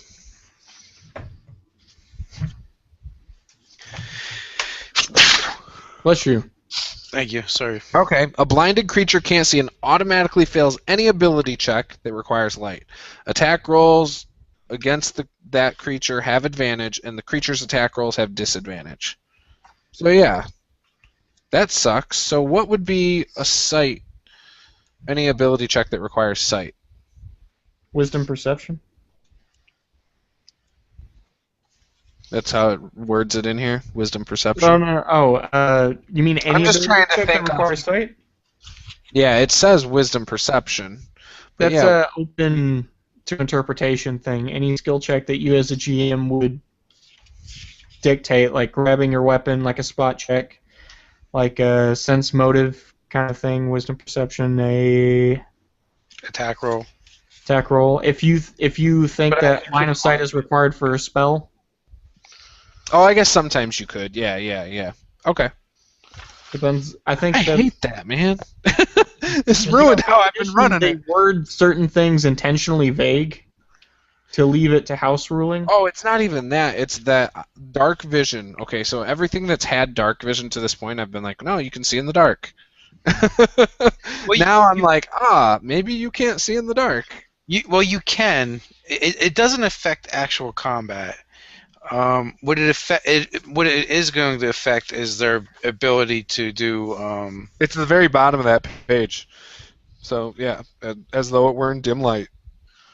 Yeah, no, I saw that. But where did you find the lightly obscured? It's on in the the previous top page. division and light section. 183, All right. and then dark vision's at the very bottom of it, on the bottom right. Oh, okay. That's why.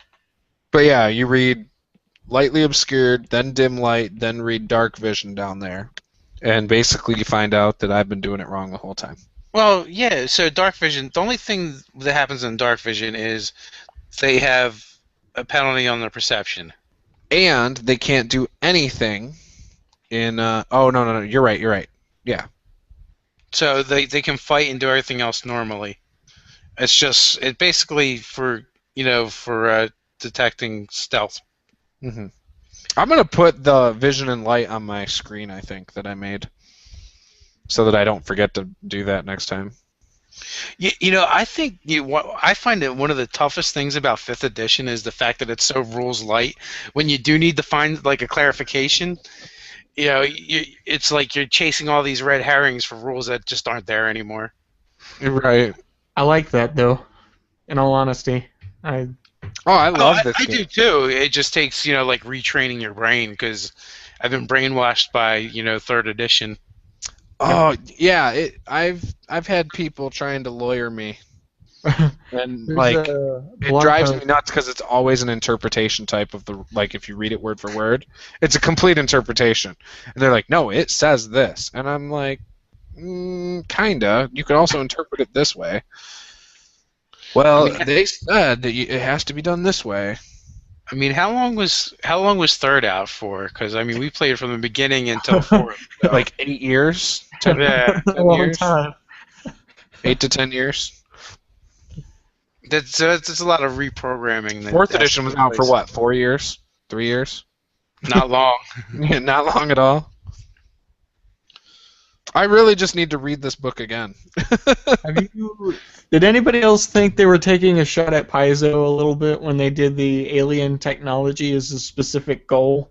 I felt like that because of what Paizo just came out with, and that was like one of the first things they showed. But wasn't it in 1st edition too?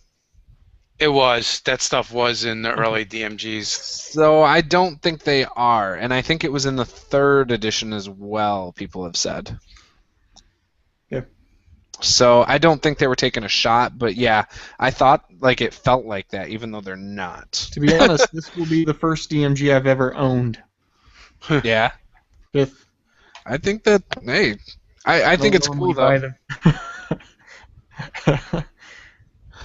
And you know how they have the variant rules for using a grid? I do not do what is it? And here do they even talk about diagonals? Diagonals I count as 5 feet as well, just to keep it simple. I don't do the every other one is 10 feet or something.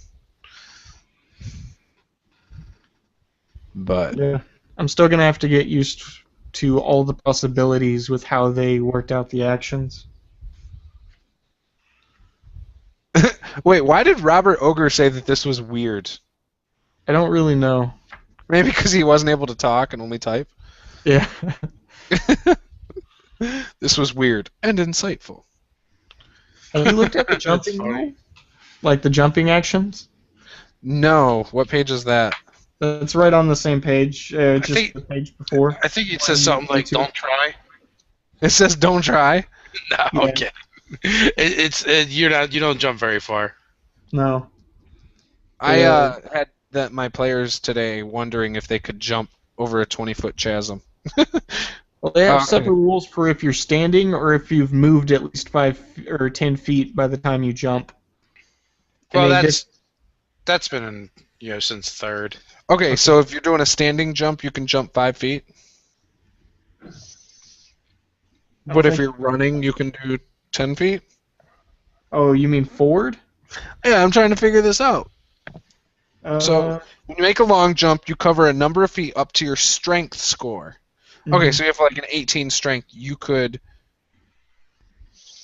to a jump of 18 feet. As long as you have moved at least 10 feet before that. Okay, so the only person that would have possibly been able to make the jump tonight would have been my fighter. Possibly. And that's if they did it. They still have to make an athletics check, don't they?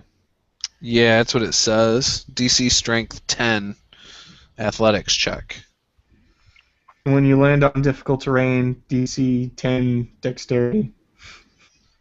And then high jump is 3 plus your strength modifier if you move at least 10 feet.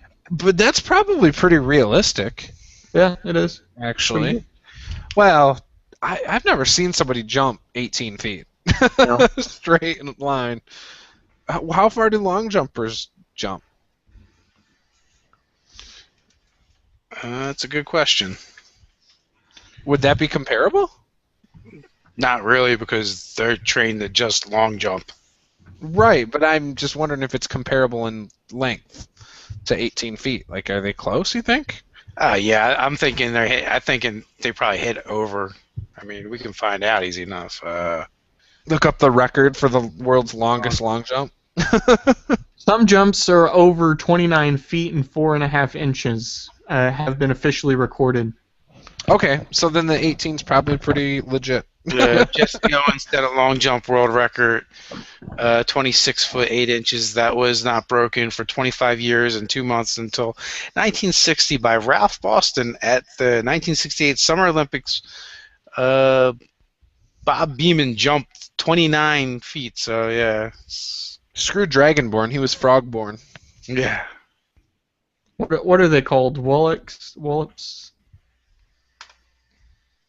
The monster. That should be a playable. Bullywugs? Bullywugs. That was it. Bullywugs.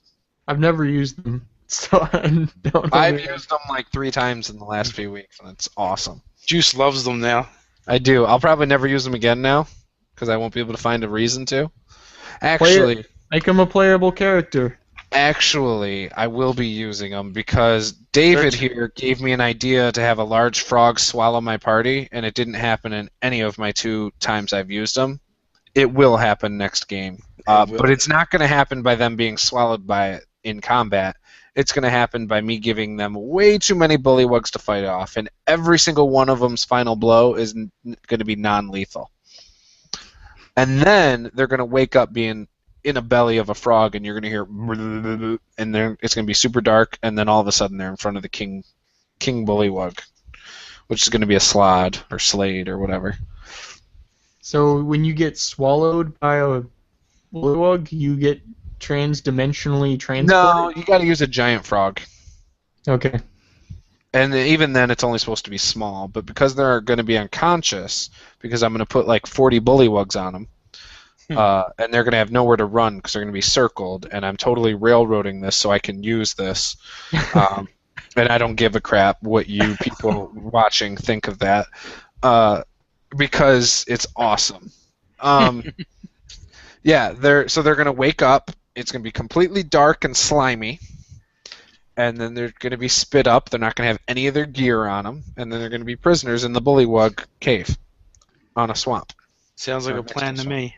Yeah, it's going to be awesome. Think about that. Like, you are spit up by a giant frog, each person individually, in front of King Bullywug. Tons of Bullywugs in there with no weapons and armor. I like it, man. You're preaching to the choir. I think it's sweet. And then they get put in a cage, and obviously your best bet of getting out of there is your sorcerer or your wizard or whoever has cantrips. You know. I don't know. I'm a little leery. It depends on which party which group you're running this for. 2E to 5E, my bitching group. Yeah. My whiners and complainers. They're gonna the main reason it may end in domestic violence. I don't know. I'm doing this because I know my cleric and fighter couple. Yeah. Are gonna throw a fit when their characters hit 0 hit points and everybody else drops 2. I know it. It's gonna be great.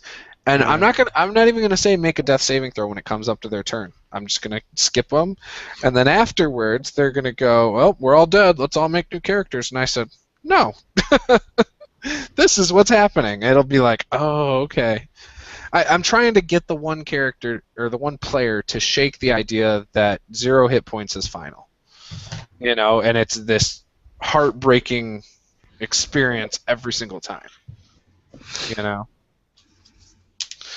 0 hit points is just a destination that we have to visit a couple times per session. That's all it is.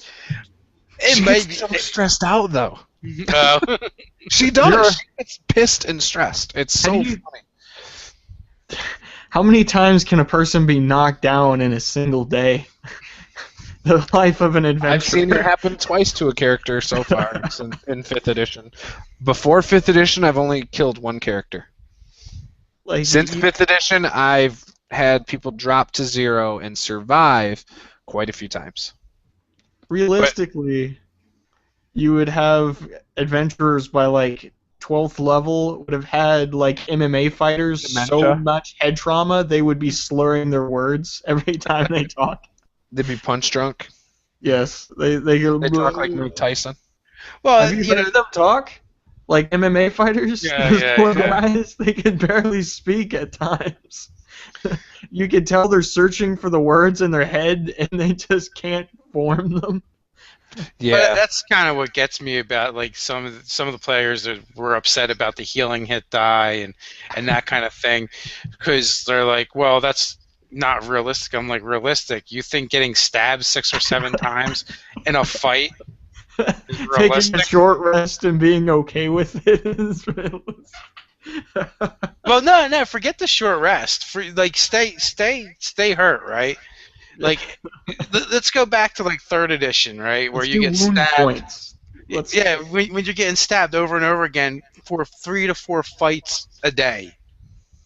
Like, that was their realistic. I'm like, okay. I mean, have you ever been in a real fight? That doesn't really work that way. No. You don't, even just if you look at even just like a really strenuous workout, it takes you several days to shake that, and that's not someone stabbing you over and over again.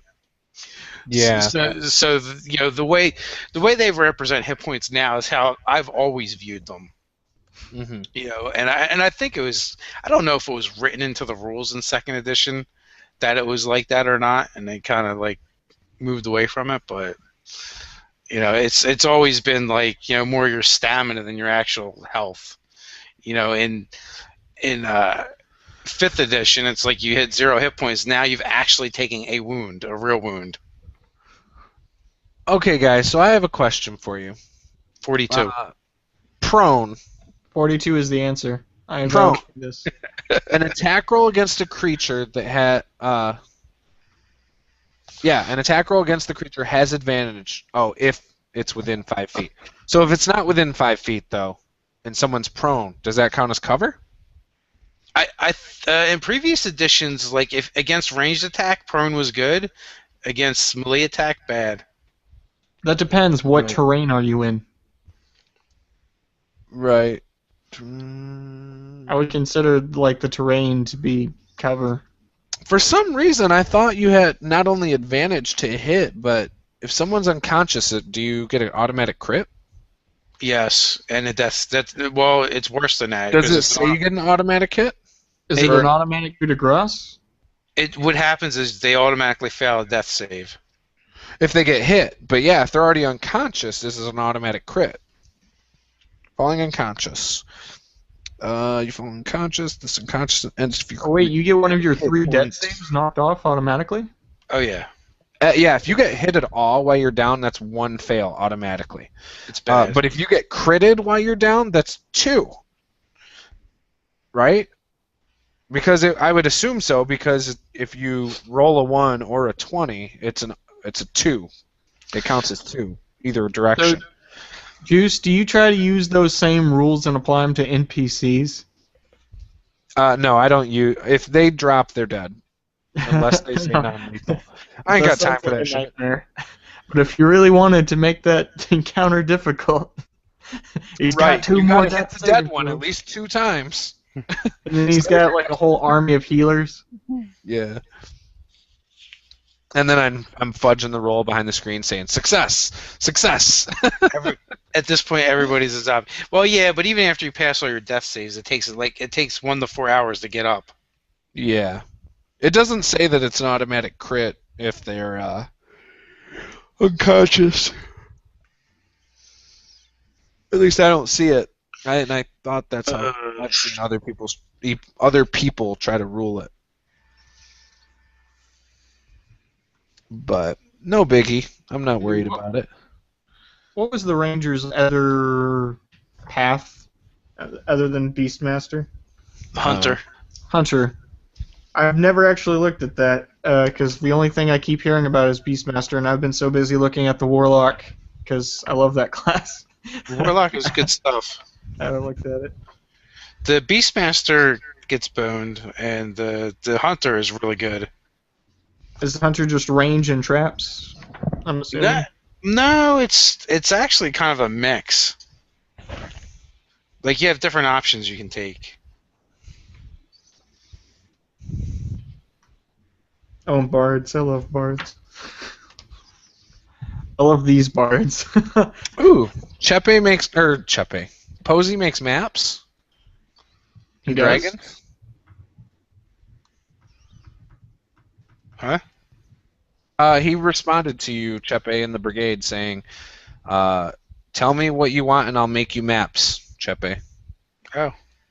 So now I'm going to start hounding him for some maps.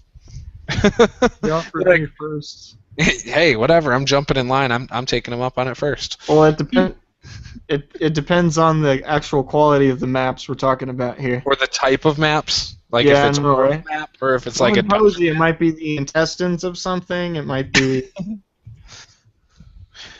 something like that. might be a nudist art gallery. I don't know. It could be any number of things. Right. Oh, no connection. I gotta. His sense of humor. Right.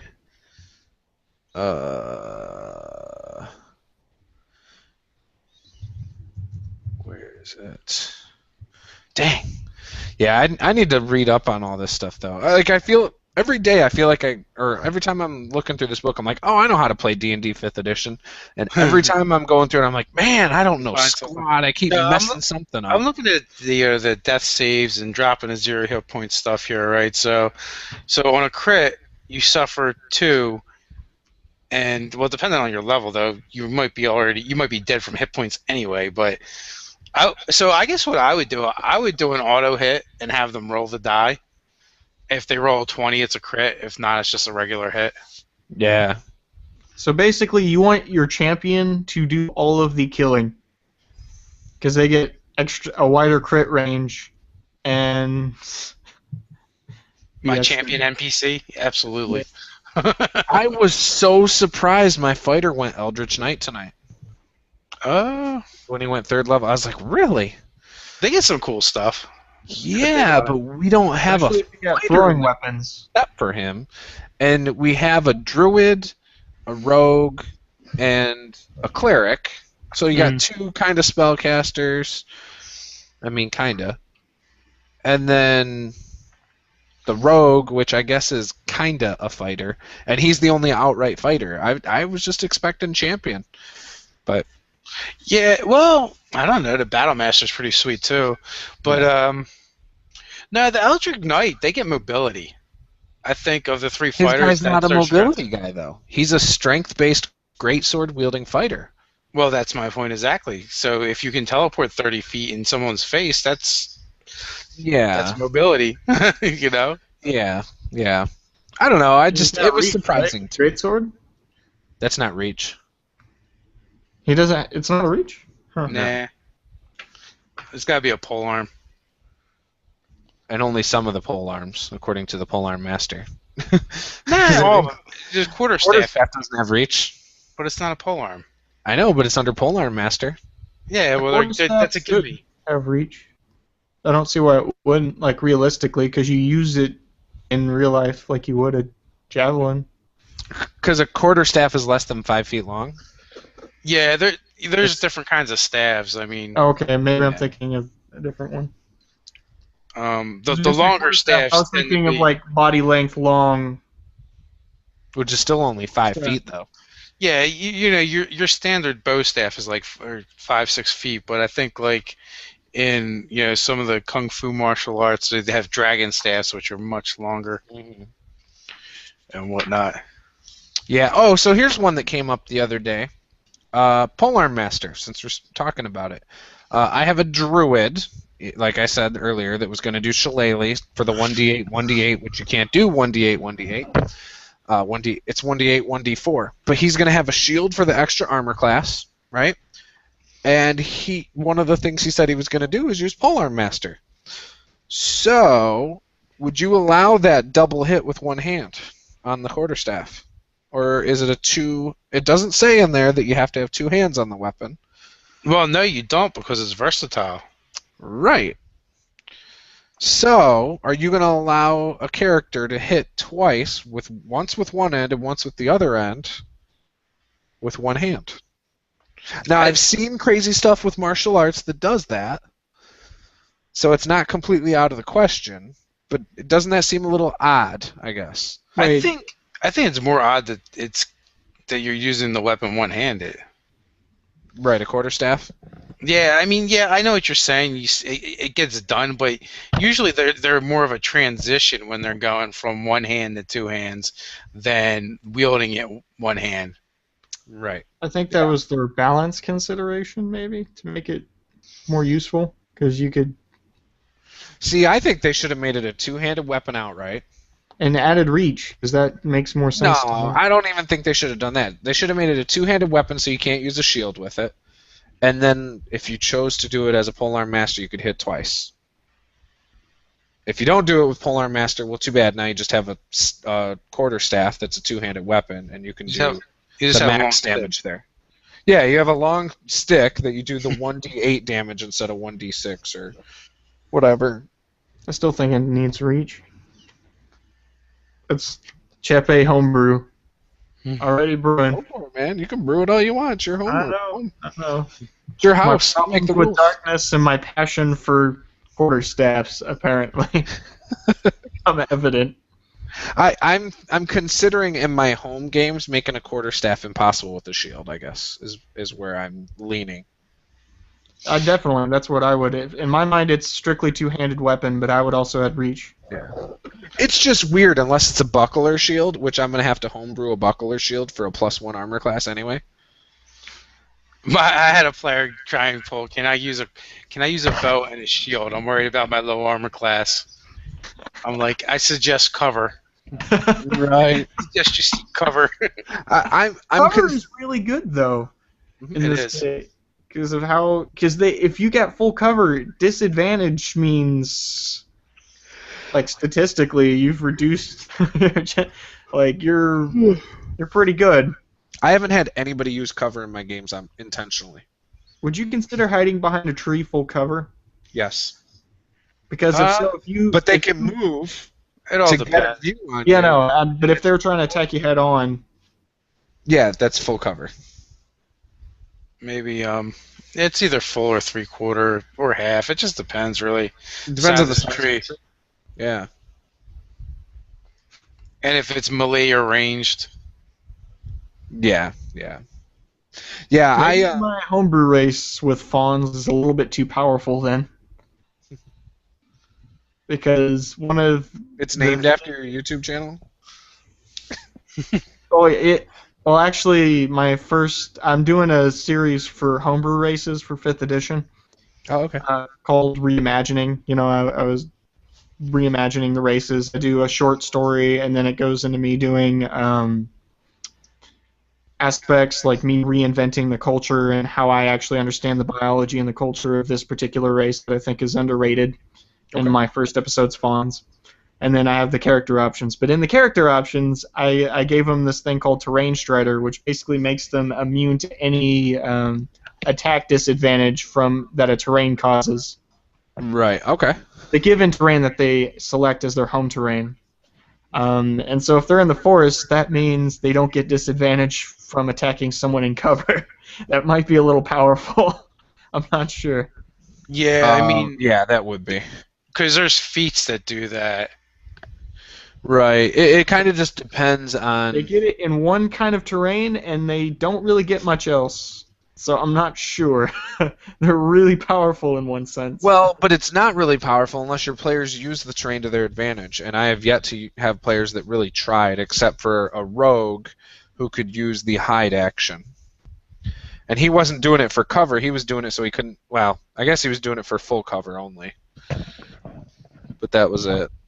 So they could sneak. Yeah, so he could use a disengage or shoot and then hide from behind a tree like 20 feet up. Well, gentlemen, it is very late or very early, depending on how you look at it. Yeah, I was just gonna say I'm wrapping up here too. So, thanks for joining me for my chat, though. No problem. And thank you, Chepe, as well. All right. I'm gonna end the broadcast here. Sounds good, man. You guys have a good